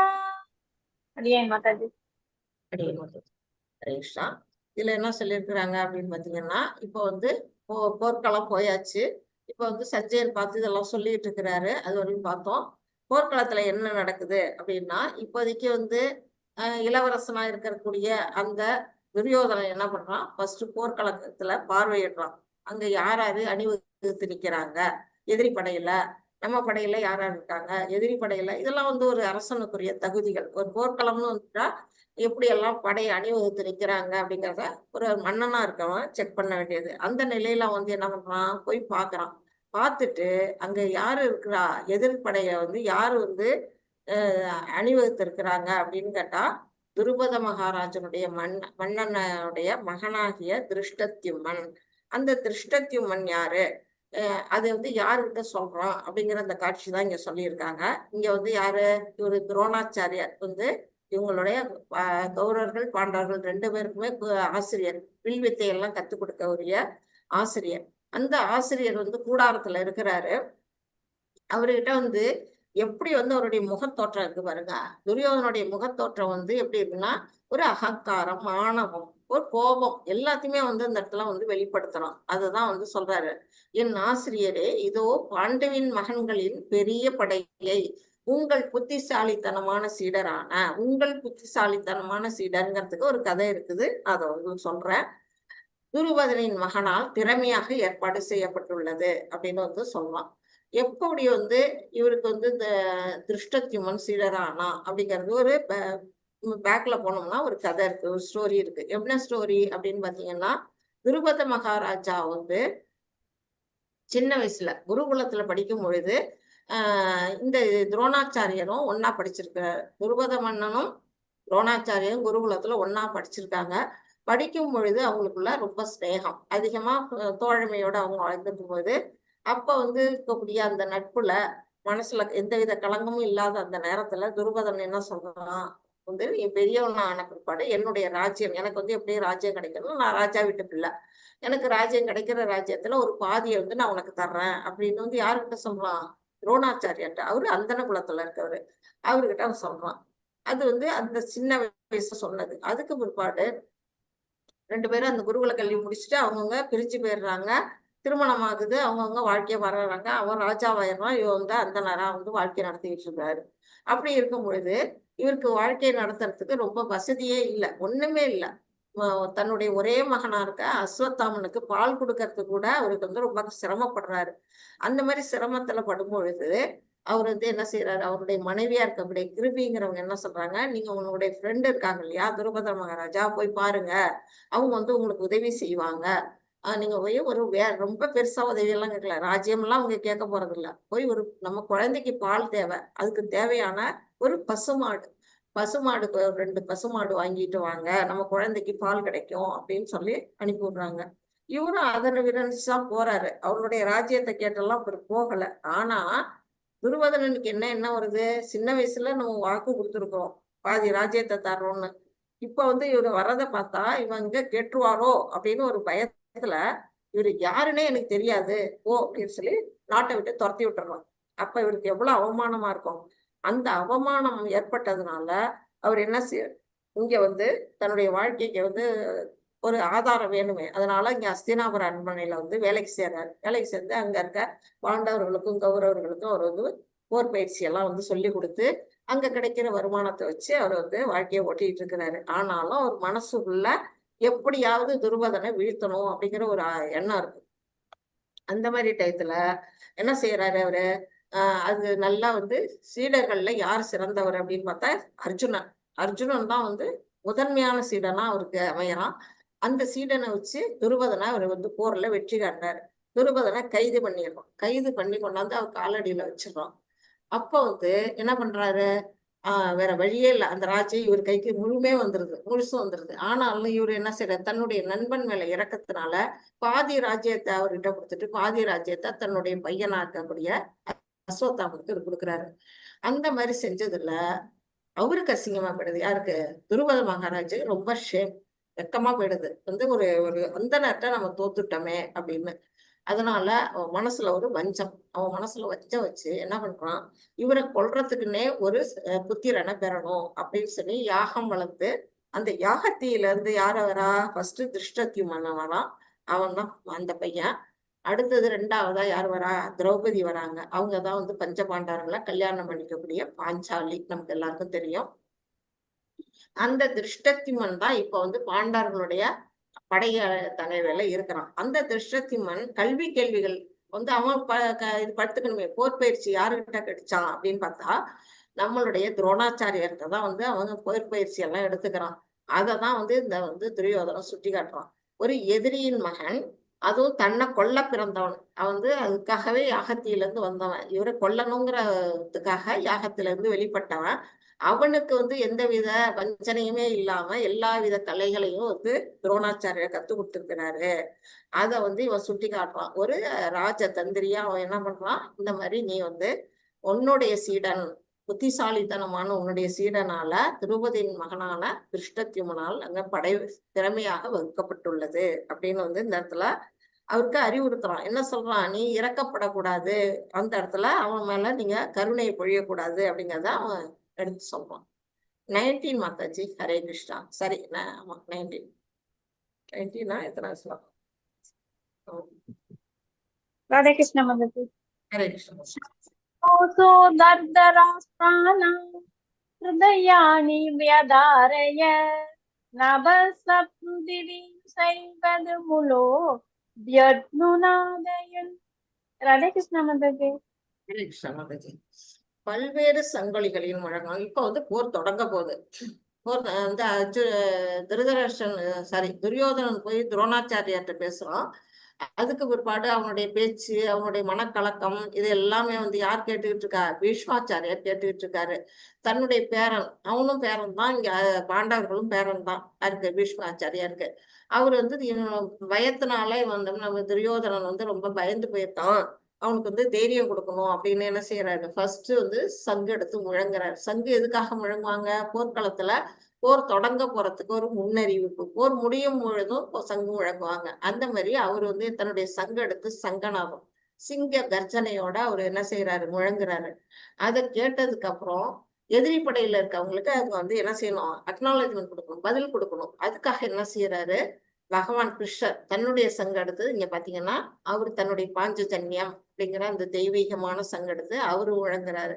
உடனே அர்ஜுனன் என்ன செய்யறான்? தன்னுடைய சங்க அவன் முழங்குறான். அதுக்கு பிற்பாடு வருஷலா என்ன செய்யறாங்க? பீமன் தன்னுடைய சங்கு, அப்புறம் யுதிஷ்டர், அடுத்தது நகுலன், சகாதேவன் மற்றும் பாண்டவர் படையில இருக்க அத்தனை பேரும் என்ன செய்யறாங்க? சங்கு எடுத்து முழங்குறாங்க. அப்படி முழங்கும் பொழுது பல்வேறு சங்கொலிகளின் முழக்கம் பேரொலியாக எழுந்து மிகப்பெரிய சவுண்டா வருது. எழுந்து பூமியும் வானமும் நடுங்குமாறு அந்த சங்கொலி எப்படி இருக்கு அப்படின்னா, பூமியும் வானம்லாம் நடுங்குற அளவுக்கு எதிரொலிக்குது. அந்த அளவுக்கு அது மிகப்பெரிய சவுண்டா வருது. திருதராஷ்டிரன் மகன்களுடைய இதயங்கள் சிதறி போயின. இதுதான் முக்கியமான பாயிண்ட். பார்த்தீங்கன்னா, இந்த பாண்டவர் படைகள்ல வந்து எல்லாரும் சங்கு முழங்கும் போது கௌரவ படையில சங்கு முழங்கும் போது பாண்டவர்களுக்கு எந்த விதமான பயமும் வரல. மனசு வந்து சாதாரணமா அமைதியா இருக்குது. ஆனா பாண்டவர்கள்லாம் முழங்கக்கூடிய அந்த சங்கொலி எல்லாம் காதுல கேட்டோம்னா, திருதராஷ்டிரன் மகன்களாக இருக்கக்கூடிய அந்த துரியோதனர்கள் 100 பேருடைய இதயங்களும் எப்படியாச்சு சுக்குநூறா சிதறி போயினவா, பயம் வந்துட்டு உங்களுக்கு அப்படிங்கிறத இந்த ஸ்லோகம் வந்து தெரிவிக்குது. இதுல பாத்தீங்கன்னா, நல்ல சகுனங்கள், சயின்ஸ் அப்படின்னு சொல்லுவோம். நல்ல சகுனங்கள் என்னன்னா வந்து பாண்டவர்கள் வந்து வெற்றி அடையறதுக்கு இங்க வந்து கொடுத்திருக்கிறாங்க. எந்தெந்த சகுனங்கள் அவங்க வெற்றியை வந்து இங்க குறிக்குது அப்படின்னு பாத்தீங்கன்னா, ஃபர்ஸ்ட் அங்க போர் புரியக்கூடிய அந்த இடம், தர்மக்ஷேத்திரம் சொல்லக்கூடிய அந்த குருஷேத்திரம், அந்த இடமே எப்படிப்பட்டது? புண்ணிய ஸ்தலம். தர்மம் மட்டுமே ஜெயிக்கக்கூடியது. இங்க வந்து அதர்மங்கிற அந்த கலையை பிடுங்கிறதுக்கு தான் பகவான் கிருஷ்ணர் அவதாரம் பண்ணி இருக்கிறாரு. அங்க அதர்மவாதிகள்லாம் அழிக்கிறதுக்காக தோன்றி இருக்கிறாரு. இப்படிப்பட்ட அந்த புண்ணிய கஷேத்திரம் அது வந்து பாண்டவருடைய வெற்றிக்கு முதல் காரணம். 2வது தெய்வீகமான தேர். இது யாருடைய தேரு? அக்னி பகவானால் அர்ஜுனனுக்கு வழங்கப்பட்டது. இது வந்து இதுல ஒரு கதை பேக்ரவுண்ட்ல இருக்குது. காண்டபிரஸ்தம் இவங்க உருவாக்கும் பொழுது அந்த அந்த அக்னி பகவான் வந்து நெருப்பு, அந்த காட்டை வந்து தீக்கிரை ஆக்குறாரு இவரு அர்ஜுனன். அப்ப வந்து அக்னி பகவான் அவருக்கு என்ன பண்றாரு? இந்த சிறந்த தேர், இது வந்து மூவுலகத்துக்கு செல்லக்கூடிய மிக சிறந்த தேர். அப்படிப்பட்ட ஒரு தேரை ஒரு பரிசா கொடுக்கிறாரு. அந்த தேர்ல இருக்கிறதும் ஒரு வெற்றிக்கான ஒரு வழி அப்படின்னு. அடுத்தது சங்கநாதம். பகவான் கையிலோட இருக்கக்கூடிய அந்த சங்கு எப்படிப்பட்டது அப்படின்னா, பாஞ்சஜன்யம் அப்படிங்கிற அந்த சங்குடைய நேம். அது எப்படின்னா தெய்வீகமான சங்கு. அர்ஜுனுடைய சங்கு பேர் என்ன அப்படின்னா தேவதத்தம். பீமன் கையில இருக்கக்கூடிய சங்கு பேர் வந்து பௌண்ட்ரம். அப்புறம் யுதிஷ்டர் கையில இருக்கக்கூடிய சங்கின் பெயர் வந்து அனந்த தத்தம். இந்த தத்தமா? ஆமா. அது மாதிரி அடுத்தது வந்து நகுலன் சகாதேவன் கையில இருக்கிறது சுகோஷம் மணிபுஷ்பகம் அப்படின்னு சொல்லப்படுது. இந்த மாதிரி அவங்களுடைய சங்குகள்லாம் எப்படிப்பட்டது அப்படின்னா தெய்வீகமான சங்குகள். அப்படிப்பட்ட சங்குகள்லாம் வந்து இங்க வந்து வெற்றிக்கான ஒரு வழி. அடுத்தது கையில இப்ப அர்ஜுனுடைய கையில இருக்கக்கூடிய அந்த காண்டீபம். காண்டீபம்ங்கிறது என்ன? பகவான் சிவபெருமானால அவருக்கு வந்து பரிசளிக்கப்பட்டது. அவர் தவ வாழ்க்கையில இருக்கும் பொழுது சிவபெருமானையே சண்டை போட்டு எதிர்த்து வாங்கினது அந்த பாசுபதாஸ்திரம். அந்த காண்டீபம்ங்கிற அந்த வில்லும் பாசுபதாஸ்திரம்ங்கிற அந்த அஸ்திரங்களும் எப்படிப்பட்டது? தெய்வீகமானது. அதுவும் வந்து வெற்றிக்கான ஒரு செயல் அப்படின்னு சொல்லப்பட்டது. அடுத்தது ரிஷிகேஷர். ரிஷிகேஷர் அப்படின்னா என்ன? நம்முடைய புலன்களை கட்டுப்படுத்துபவர். நம்ம புலன்களை எல்லாம் இங்க கட்டுப்படுத்துவரா யார் இருக்கிறாரு? பகவான் கிருஷ்ணர். அந்த கிருஷ்ணர் இருக்கிற இடத்துலதான் யார் இருப்பா? பாக்யலட்சுமி, மகாலட்சுமி தாயாரும் அங்கதான் இருப்பாங்க. பகவான் கிருஷ்ணரும் மகாலட்சுமி தாயாரும் எங்க இருக்கிறாங்களோ அங்கெல்லாம் என்ன இருக்கும்? வெற்றியும் இருக்கும், செல்வம் இருக்கும், அப்புறம் எல்லாம் தைரியம் இருக்கும், சகலமான நன்மைகளும் இருக்கும். மகாலட்சுமியை தன்னுடைய மார்புல சுமந்தவர், அவரு இருக்கிறதான் வெற்றி கிடைக்கும். அப்படிங்கிறதுனால இந்த சயின்ஸ் எல்லாம் எப்படி பாண்டவர்களுடைய வெற்றியை குறிக்கக்கூடியதா இங்க சொல்லப்பட்டது. இப்ப அர்ஜுனனுக்கு என்னென்ன காரணம் வருது, அவருடைய மனக்குழப்பங்கள் அப்படின்னு பாத்தீங்கன்னா 1.22 இருந்து இரக்கம், அவருக்கு இரக்கம் ஏற்படுது சுரேனியர்கள் பார்த்து. அடுத்தது 31 என்ன சொல்லியிருக்காங்க? இன்பமின்மை, போர் புரியதுல அவருக்கு இன்பமின்மை, அவருக்கு துயரம் வருது. அடுத்தது பாவச் செயல் 1.36 என்ன சொல்றாரு? இது அவங்கள போர் புரியறதுனால நம்ம பாவம் பண்றோம், வேண்டாம் அப்படின்னு அவர் நினைக்கிறாரு. அடுத்தது குடும்ப பாரம்பரியம் 1.45 குடும்ப பாரம்பரியத்தை ஒரு ரீசனா அவர் சொல்றாரு. கடைசியா இருமனம் 1.46 எனக்கு மனம் போர் புரியலாமா வேண்டாமா அப்படிங்கிறது 2 நிலைகள்ல அவர் குழப்பம் வந்தது. அதை பத்தி சொல்லப்பட்டிருக்கு. இப்ப நீங்கள் இதை எதோட தொடர்புபடுத்தலாம்? இப்ப இரக்கம் அப்படிங்கிறது நம்ம எல்லார் மனசுலயும் இருக்கும். நம்ம உயிர்வாழிகள் அத்தனை பேர் மனசுலயுமே இரக்கம்ங்கிற ஒரு உணர்வு உண்டு. இன்பமின்மை அப்படிங்கிறதும் நமக்கு இருக்கும். பாவச் செயல், குடும்ப பாரம்பரியம், இருமனம். இப்ப அர்ஜுனனுடைய என்னென்ன ஒரு கன்ஃபியூஷன் வருதோ அத்தனை கன்ஃபியூஷனும் நாம என்ன இருக்குன்னா நம்ம அனைவர்கிட்டையும் இருக்குது. இந்த அனைவரும் நாம எப்படி இதுல இருந்து நம்ம விடுதலை அடையணும்? அதுக்குதான் அர்ஜுனர் என்ன செஞ்சாரு, பகவான் கிருஷ்ணர்கிட்ட எப்படி சரண்டர் ஆனாரு, எப்படி அவருடைய அறிவுரையை அவர் ஃபாலோ பண்ணாரு அப்படிங்கிறத நம்மளுடைய வாழ்க்கையில நாமளும் அவரை ஃபாலோ பண்ணி கொண்டு போகும்போது நமக்கும் இந்த 5 விதமான கன்ஃபியூஷன்ல இருந்து நாமளும் வெளியில வரலாம் அப்படிங்கிறது நமக்கு கீதை உணர்த்தும் பாடம். இது 1.20. மாதாஜி இரக்கம் படிங்க மாதாஜி. அர்ஜுன உவாச திருஷ்பே ஹரே கிருஷ்ணம் யுயுத்சும் சமுபஸ்திதம் சூதந்தி மம பாத்ராணி முகம் சபரிஷ்யுததி சபரிசுஷ்யதி. அடியன் மாதாஜி. அடியன் முகம் ச பரிசுஷ்யதி மாதாஜி. இப்ப இதுல என்ன சொல்லியிருக்காங்க? அர்ஜுனன் கூறினான். என்ன கூறுறான்? எனது அன்பு கிருஷ்ணரே, போரிடும் உணர்வுடன் என் முன் கூடியுள்ள, போர் செய்யறதுக்கு விருப்பத்தோட என் முன்னால யாரெல்லாம் கூடியிருக்கா? என்னுடைய நண்பர்களும் உறவினர்களையும் கண்டு என் உடல் அங்கங்கள் நடுங்கி வாய் உலர்வதை உணர்கிறேன். அவன் உடல்ல என்னென்ன சைன் ஏற்படுது அப்படிங்கிறத இப்ப சொல்றாங்க. ஏன் எதிரி படையில யாரெல்லாம் பாக்குறான் அப்படின்னு பாத்தீங்கன்னா, ஃபர்ஸ்ட் பீஷ்மாச்சாரியார். அவரு சின்ன குழந்தையா இருக்கும்போது அவர் மடியில ஏறி உட்கார்ந்து விளையாடணும் அர்ஜுனன். அவரை போய் கொல்றதா, நம்ம தாத்தாவை போய் எப்படி கொல்றது அப்படின்னு ஒரு மனசுல எண்ணம். அடுத்தது நமக்கு வில்வித்தையெல்லாம் கத்து கொடுத்த துரோணாச்சாரியார் இருக்காரு. அப்புறம் பாடங்கள்லாம் குலகுருவா இருக்கக்கூடிய கிருபாச்சாரியா இருக்கிறாரு. அப்புறம் சிறந்த ஒரு வில்லாளியா இருக்கக்கூடிய கர்ணன் பார்க்கறான். அப்புறம் மாமா சகுனி, அப்புறம் துரியோதனர்கள்லாம் விகல்பமா நினைக்கல, தன்னுடைய சகோதரர்களாவே அவன் நினைக்கிறான். அந்த துரியோதனர்கள் சகோதரர்கள், அப்புறம் அவர்களுடைய பிள்ளைகள், அவனுடைய பிள்ளைகளா இருக்கக்கூடிய லட்சுமணன் போன்றவர்கள், அப்புறம் அவங்களுடைய குழந்தைகள், பேர குழந்தைகள், அந்த மாதிரி எல்லாரையும் பாக்குறான். சகுனிய போல சல்லியன் மாமா இருக்கிறாங்க. அதன் நில தனக்கு உற்ற நண்பர்களா இருக்கக்கூடிய நண்பர்கள்லாம் இருக்கிறாங்க, வேண்டப்பட்டவங்க. இவங்களெல்லாம் பார்த்தோன்னா அவன் மனசுல ஒரு பய உணர்வு வருது, இரக்க உணர்வு வருது. இவங்களெல்லாம் கொண்டுட்டு நாம நிச்சயமா இந்த படைய வெற்றி அடையணுமா, இந்த படைய வென்று நாம அதனால நமக்கு என்ன லாபம் அடைய போறோம் அப்படின்னு சொல்லி அவன் உடல்லாம் என்ன செய்யுது? கை கால்லாம் நடுங்குது, வாய் உலருது, உடம்பு தோல்லாம் எரியுது, கண்ணுல இருந்து மலை மலையா தண்ணீர் வருது. இதெல்லாம் அவனுடைய சயின்ஸ். அந்த மாதிரி ஒரு நிலையில அவனுடைய தோற்றம் இருக்குது. எதனால? இரக்கத்தினால. அவன் எப்படி இரக்கம் வரும்? ஒரு போர் வீரன் போர் புரிய போயிருக்கிறான், அந்த இடத்துல அவனுக்கு இரக்கம் வரலாமா அப்படின்னு கேட்டா சாதாரணமா அவனுக்கு வராது. ஒரு 2 படைகள்ல எல்லாரும் போனோம்னா எல்லாருக்கும் அந்த நிலை வராது. ஆனா இவன் எப்படிப்பட்டவன்? பகவான் மேல பக்தன், கிருஷ்ணர் மேல ரொம்ப பக்தி மிகுந்தவன், அவன் இயற்கையிலே மென்மையான மனம் படைத்தவன். அதனால உறவினர்கள்லாம் கொன்னுட்டு நமக்கு இந்த ராஜ்யம் தேவையா அப்படின்னு ஒரு இரக்கத்தினால அவன் வந்து இந்த இதை சொல்றான் கிருஷ்ணர்கிட்ட. இது படிக்கணும், 31 படிக்கணும் ராஜி.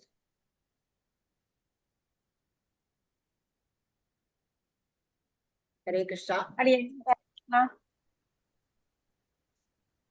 31 மாதாஜி. 31. இன்பமின்மை. நுபஸ்யாமி ஹத்வா ஸ்வஜனம் மாஹவே நஹாம்சேச்ச விஜயம் கிருஷ்ண நசராஜ்யம் சுகானிச. மாதாஜி. ஹரே கிருஷ்ணா. இதுல என்ன சொல்றாங்க அப்படின்னா, அடுத்தது மறுபடியும் சொல்றாரு அர்ஜுனன், சொந்த உறவினரை இப்போரில் கொள்வதால் என்ன நன்மை வரும் என்பதை என்னால் காண முடியவில்லை. உறவினர்கள்லாம் கொண்டுட்டு இப்ப நம்ம வந்து என்ன செய்வோம், நம்ம வந்து நம்ம வீட்டுல ஒரு விழா நடக்குது, குழந்தைங்களுக்கு பர்த்டே இல்ல ஒரு கல்யாணம், ஏதோ ஒரு விழா நம்ம நடக்குதுன்னா நம்ம என்ன செய்வோம், அதை வந்து நம்மளோட உறவினர்களோட கலந்து நம்ம வந்து அதை கொண்டாடுவோம், அவங்களோட நம்ம அதை பகிர்ந்துக்குவோம், இந்த நட்பை வந்து இந்த சந்தோஷத்தை வந்து பகிர்ந்துக்குவோம். அப்ப அது வந்து என்ன படும், அதிகப்படும், நம்மளுடைய சந்தோஷம் அதிகப்படும். அந்த மாதிரி நிலையில இருக்கும் பொழுது இங்க வந்து அர்ஜுனன் போர் புரிந்தான்னா எல்லாருமே அழிஞ்சிருவாங்க. அந்த அளவுக்கு அவன் வில்லாளி வீரன். அவனால அழியப்பட்ட பிற்பாடு அந்த உறவினர்கள்லாம் அவங்க வந்து கிட்டக்க வர முடியாது. அந்த நிலையில நாம அப்படி கிடைக்கக்கூடிய அந்த வெற்றியோ அந்த ராஜ்யமோ என்ன இன்பத்தை கொடுக்க போகுது அப்படின்னு நீங்க வந்து கிருஷ்ணர்கிட்ட சொல்றான். நம்மளுடைய உறவினர்களை கொண்டுட்டு அவங்களோட சேர்ந்து வாழறதெல்லாம் இன்பமே இருக்கு தவிர, அவங்கள அழிச்சிட்டு நம்ம வரக்கூடிய இன்பம் என்ன விதமான இன்பம் நமக்கு கிடைக்கும், அதனால வந்து எனக்கு துன்பம் தான் கிடைக்கும் அப்படிங்கிறத இந்த ஸ்லோகத்துல அர்ஜுனன் சொல்றான். 36 படிங்க மாதாஜி. ஓகே மாதாஜி. பாவச் செயல். பாபம் ஏவாஸ்ரயே தஸ்மாத் தத்வைதானதாயினஹ தஸ்மான்னார்காவயம் ஹந்தும் தார்தாஸ்தான்ச பாந்தவான் ஸ்வஜனம் கி கதம் தத்வா சுகினஸ்யாம மாதவ. அடியேன் மாதாஜி. ஹரே கிருஷ்ணன். இதுல என்ன சொல்லியிருக்காரு அர்ஜுனன், இத்தகைய அக்கிரமக்காரர்களை கொள்வதால், அவரே சொல்லிட்டாரு, அர்ஜுனன் வாயாலே என்ன வருது, அக்கிரமக்காரர்கள் அப்படின்னு. அக்கிரமக்காரர்கள்ங்கிறதுக்கு ஒரு லிஸ்ட் கொடுத்துருக்கிறாங்க. 6 விதமான செயல்களை செய்யறவங்க வந்து என்ன செய்யலாம், எந்த விதமான யோசனையும் இல்லாம உடனடியா அவங்களை கொல்லலாம் அப்படின்னு எங்க சொல்லியிருக்கிறாங்க, வேத சாஸ்திரங்கள்ல சொல்லப்பட்டது. என்னென்ன அப்படி 6 விதமான குற்றங்கள் அப்படின்னு பாத்தீங்கன்னா, ஃபர்ஸ்ட் வந்து விஷம் கொடுப்பவர், 2வது வீட்டுக்கு நெருப்பு வைப்பவர், 3வது பயங்கர ஆயுதங்களால் தாக்குபவர், 4வது செல்வத்தை கொள்ளையடிப்பவர், 5வது வந்து பிறர் நிலத்தை ஆக்கிரமிப்பவர், 6வது வந்து பிறன் மனைவியை அபகரிப்பவர், அதாவது கடத்தி செல்பவர். இந்த 6 குற்றங்களையும் பாண்டவர்களுக்கு வந்து கௌரவர்கள் இழைச்சிருக்கிறாங்க.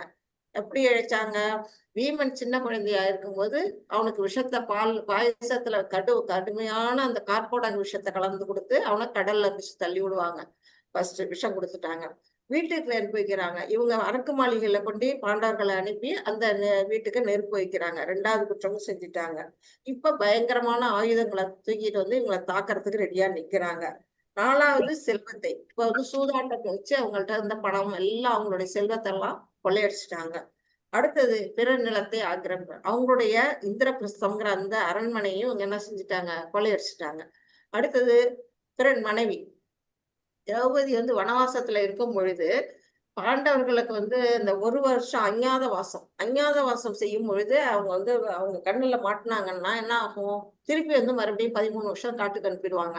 அந்த நேரத்துல திரௌபதி வந்து யாருக்கும் தெரியாம இவங்க கடத்துவாங்க. எதுக்காக, அப்போ வந்து பாண்டவர்கள் வெளிப்பட்டு வருவாங்க, அவங்க வெளிப்பட்டுட்டாங்கன்னு சொல்லி அவங்களை திருப்பவும் காட்டுக்கு அனுப்பலாம் அப்படின்னு சொல்லி ஒரு குரூரமான அந்த எண்ணத்துல மனைவிய திரௌபதியை கடத்துறாங்க. அப்ப 6 விதமான அக்கிரம செயல்களையும் வந்து பாண்டவர்களுக்கு அவங்க செஞ்சுட்டாங்க. இப்படிப்பட்ட அக்கிரமக்காரர்களை கொள்வதால் நமக்கு பாவமே வந்து சேரும். இவங்களை கொல்றதுனால நமக்கு எந்த நன்மையும் வராது, நமக்கு பாவம் தான் வரும் அப்படின்னு அர்ஜுனன் சொல்றான். அப்படின்னா எந்த அளவுக்கு அவனுடைய மனம் வந்து இலகன மனசா இருக்கு அப்படிங்கிறத நம்ம புரிஞ்சுக்கணும். எனவே திருதராஷ்டிரன் மகன்களையும் நமது நண்பர்களையும் கொள்ளுதல் நமக்கு சரியானதில்ல. அவங்க வந்து நம்மளை கொன்னாலும் பரவாயில்ல, நாம வந்து அவங்கள கொல்லக்கூடாது. அவங்கதான் வந்து நம்மளோட உறவினர்கள் அப்படின்னு நினைக்காம வந்து இங்க வந்து நிக்கிறாங்க. நாமளும் அதே செயலை செய்யக்கூடாது அப்படின்னு வந்து சொல்றான். யார்கிட்ட? பகவானுக்கு இவன் உபதேசம் பண்ணிட்டு இருக்கிறான். அதிர்ஷ்ட தேவனின் கணவரே, மகாலட்சுமியின் கணவரா இருக்கக்கூடிய கிருஷ்ணரே, நமது சொந்த உறவினரை கொலை செய்துவிட்டு நாம் எவ்வாறு மகிழ்ச்சி அடைய முடியும்? இதனால் நமக்கு என்ன லாபம்? எந்த அளவுக்கு அவனுடைய மனசு வந்து இலகன மனசு, பக்தி உள்ள நிறைந்ததா இருக்கு அப்படின்னு பார்க்கும் பொழுது, அதனால அவன் என்ன செய்யறான்? இந்த போர் செய்யறதுனால நமக்கு பாவம் தான் வருமே தவிர எந்தவித நன்மையும் கிடைக்க போறது இல்லை அப்படின்னு வந்து அங்க சொல்றோம். 45 மாத்தாச்சு. மாதாஜி. குடும்ப பாரம்பரியம். யதிமாம பிரதீகாரம் அசஸ்தரம் சஸ்திரபாணயக தார்தராஸ்வராரணீயகன்யோ தன்யே க்ஷேமதரம் பவேத். அடியேன் மாதாஜி. அரியன் இதுல என்ன சொல்றாரு? ஆயுதமின்றியும் எதிர்த்து போரிடாமலும். இப்போ வந்து ஒரு போர்க்களத்துல வந்து பாத்தீங்கன்னா சில ரூல்ஸ் எல்லாம் இருக்குது. கையில ஆயுதம் இருந்தா மட்டும்தான் எதிரியை வந்து கொல்லணும்னு ரூல்ஸ் இருக்கு. பெண்களை வந்து கொல்லக்கூடாது, பெண்களோட போர் புரியக்கூடாதுன்னு எல்லாம் ரூல்ஸ் இருக்கு. அதே மாதிரி சங்கு காலையில வந்து சூரிய உதயத்துக்கு அப்புறம் சூரிய உதயத்துல இருந்து அஸ்தமனம் வரையிலும் தான் போர் புரியணும்னு அப்படி பல ரூல்ஸ் எல்லாம் இருக்கு. அப்படி இருக்கிறதுல ஆயுதம் இன்றியும் எதிர்த்து போரிடாமலும், நான் கையில எந்தவித ஆயுதமும் எடுக்காம அவங்க போர் புரியும் போது நம்ம வந்து பதிலுக்கு போர் செய்யாமலும் இருந்த நேரத்திலும் கூட அவர்கள் ஆயுதம் தாங்கிய திருதராஷ்டிரன் மகன்கள் போரில் என்னை கொன்றால், போர்ல வந்து அமைதியா இருந்தா கூட என்னை வந்து அவங்க வந்து வலுக்கட்டாயமா தாக்கி என்னை அழிச்சா கூட அது எனக்கு அதிக நன்மையை தரும் அப்படின்னு சொல்றான். ஏன் அப்படின்னா குடும்ப பாரம்பரியம் நசிந்து போகுமா? எப்படிப்பா குடும்ப பாரம்பரியம் நசிந்து போகும்? கூடியிருக்கக்கூடிய லட்சக்கணக்கான வீரர்களை கொல்லும் பொழுது அவங்க குடும்ப தலைவர்கள்லாம், அதாவது ஆண்கள் எல்லாரும் அழிக்கப்படுவார்கள். ஆண்கள்லாம் அழிந்துட்டாங்கன்னா அந்த குடும்பத்துல மிஞ்சி இருக்கக்கூடியவங்க யாரு? பெண்களும் சின்ன சின்ன குழந்தைகளும். அந்த பெண்களும் அந்த குழந்தைகளுக்கு வந்து யார் வழிகாட்டுவா? குடும்ப தலைவன் ஒருத்தர் இருந்தாதான் வழிகாட்ட முடியும். அவங்க வழிகாட்டவங்க தலைவர்கள் இல்லை அப்படிங்கிற பட்சத்துல பெண்கள்லாம் வந்து என்ன செய்வாங்க? சோரம் போவாங்க. சோரம் போவாங்கன்னா அந்நிய ஆடவர்களால தவறாக யூஸ் பண்ணப்படுவாங்க. அதனால குடும்பத்துல என்ன ஆகும்? வம்சம் வந்து தவறான வம்சம் உருவாகும், களங்கம் உண்டாகும். அதாவது வர்ண சக்கரம் ஏற்படும். அந்த வர்ண சக்கரம் ஏற்பட்டதுன்னா அவங்க என்ன செய்வாங்க?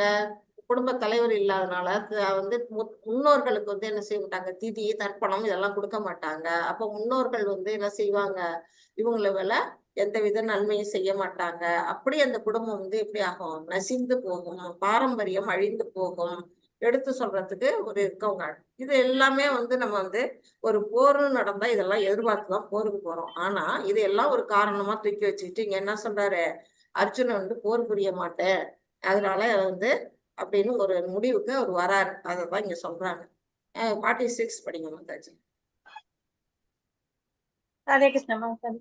சஞ்சய உவாச ஏவம் உத்வார்ஜுன சங்கே ரதோ பஸ்த உபவிஷதே விஸ்ருத்ய சசதம் சாபம் சோக சம்விக்ன மானசக. ஹரி ஓம் மாதாஜி. சஞ்சயன் கூறுகிறான். கடைசியா வந்து இப்ப திருதராஷ்டிர கேட்ட இத்தனை அழி இது பண்ணிட்டு இருக்காரு. இதெல்லாம் இங்க போர்க்களத்துல நடக்கிறது. அர்ஜுனன் வந்து பகவான்கிட்ட பேசிக்கிட்டு இருக்க அத்தனையும் வந்து கேட்டுக்கிட்டு சஞ்சயன் வந்து கடைசியா அதுல வந்து சொல்றாரு. என்ன சொல்றாரு? போர்க்களத்தில் இவ்வாறு பேசிய அர்ஜுனன் தனது வில்லையும் அம்புகளையும் ஒரு புறம் எறிந்துவிட்டு, எங்க எறியறான்? தேர்தட்டுல, தேர்ல இருக்கக்கூடிய ஒரு பக்கத்துல தன்னுடைய கையில இருக்கக்கூடிய அம்பு வில்லு எல்லாத்தையும் கீழே போட்டுட்டு ரதத்தில் அமர்ந்து விட்டான். இதுவரையில அவன் நின்றுகிட்டு பேசிட்டு இருக்கிறான்.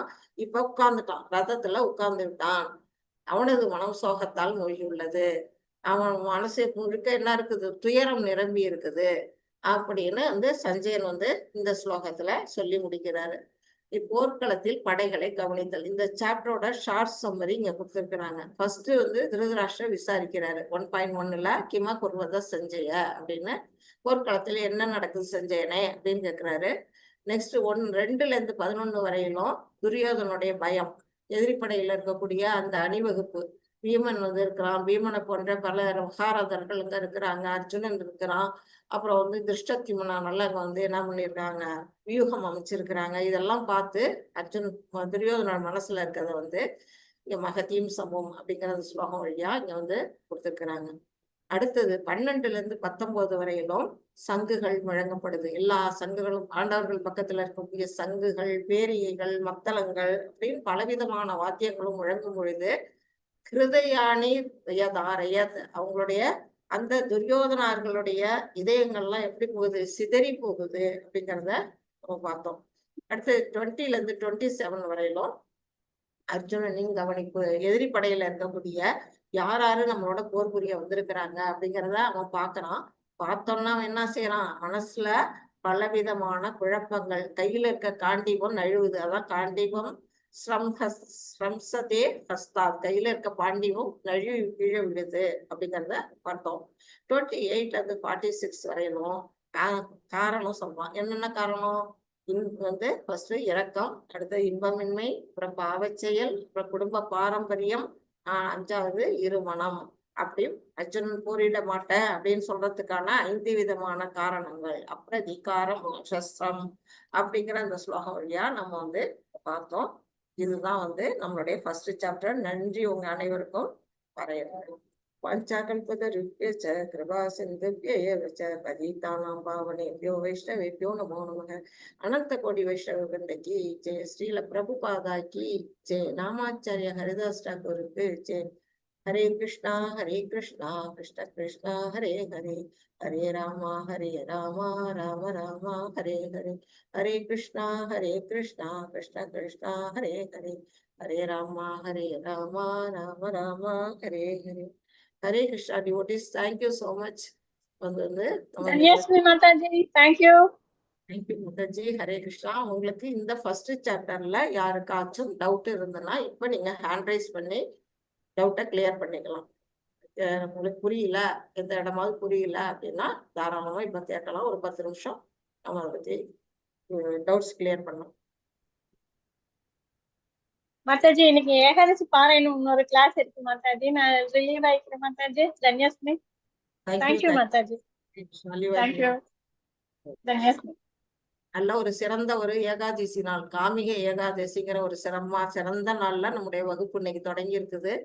18 நாளும் நம்ம வந்து இதை நல்லபடியா கொண்டு போனோம். Thank you Mataji. Hare Krishna. Hare Krishna. Great information. Thank you so much Mataji. Hare Krishna. யாருக்காச்சும் டவுட்ஸ் இருந்தா மட்டும் ஹேண்ட் ரைஸ் பண்ணி கேட்டுக்கலாம். இல்லையா ஒன்றும் பிரச்சனை இல்லைன்னா நீங்க எல்லாருமே லீவ் ஆகிக்கலாம். நாளைக்கு நம்மளுடைய 2வது சாப்டர் நம்ம பார்க்கலாம்.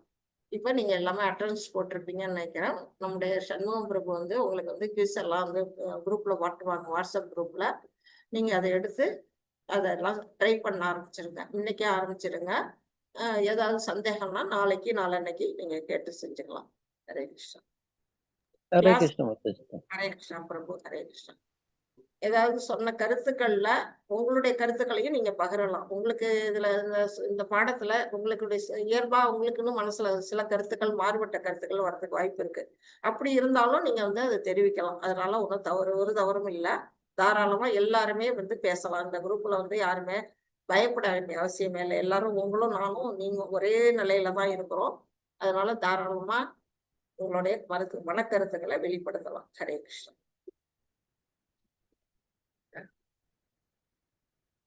ஹரே கிருஷ்ணா மாதாஜி. சுபஸ்ரீ மாதாஜி. ஹரே கிருஷ்ணா. சண்முக பிரபு. ஹரே கிருஷ்ணா. ஹரே கிருஷ்ணா மாதாஜி. எல்லாரும் வந்து அட்டெண்டன்ஸ் போட்டுட்டாங்களா பிரபு? போட்டாங்க மாதாஜி. இன்னைக்கு 51 பேர் பிரசன்ட் மாதாஜி. தேங்க்யூ பிரபு. அவங்க ரெக்கார்டிங் எல்லாம் நிறுத்திடலாம். ஓகே, பிரபு. சண்முகம் பிரபு. ஹரே கிருஷ்ணா மாதாஜி. பிரபு, என்னுடைய பேர் இதுல குரூப்ல வர்றது தனலட்சுமின்னு வரும். என்னுடைய ஆக்சுவல் பேர் தன்யலட்சுமி ராணி தேவதாசி பிரபு.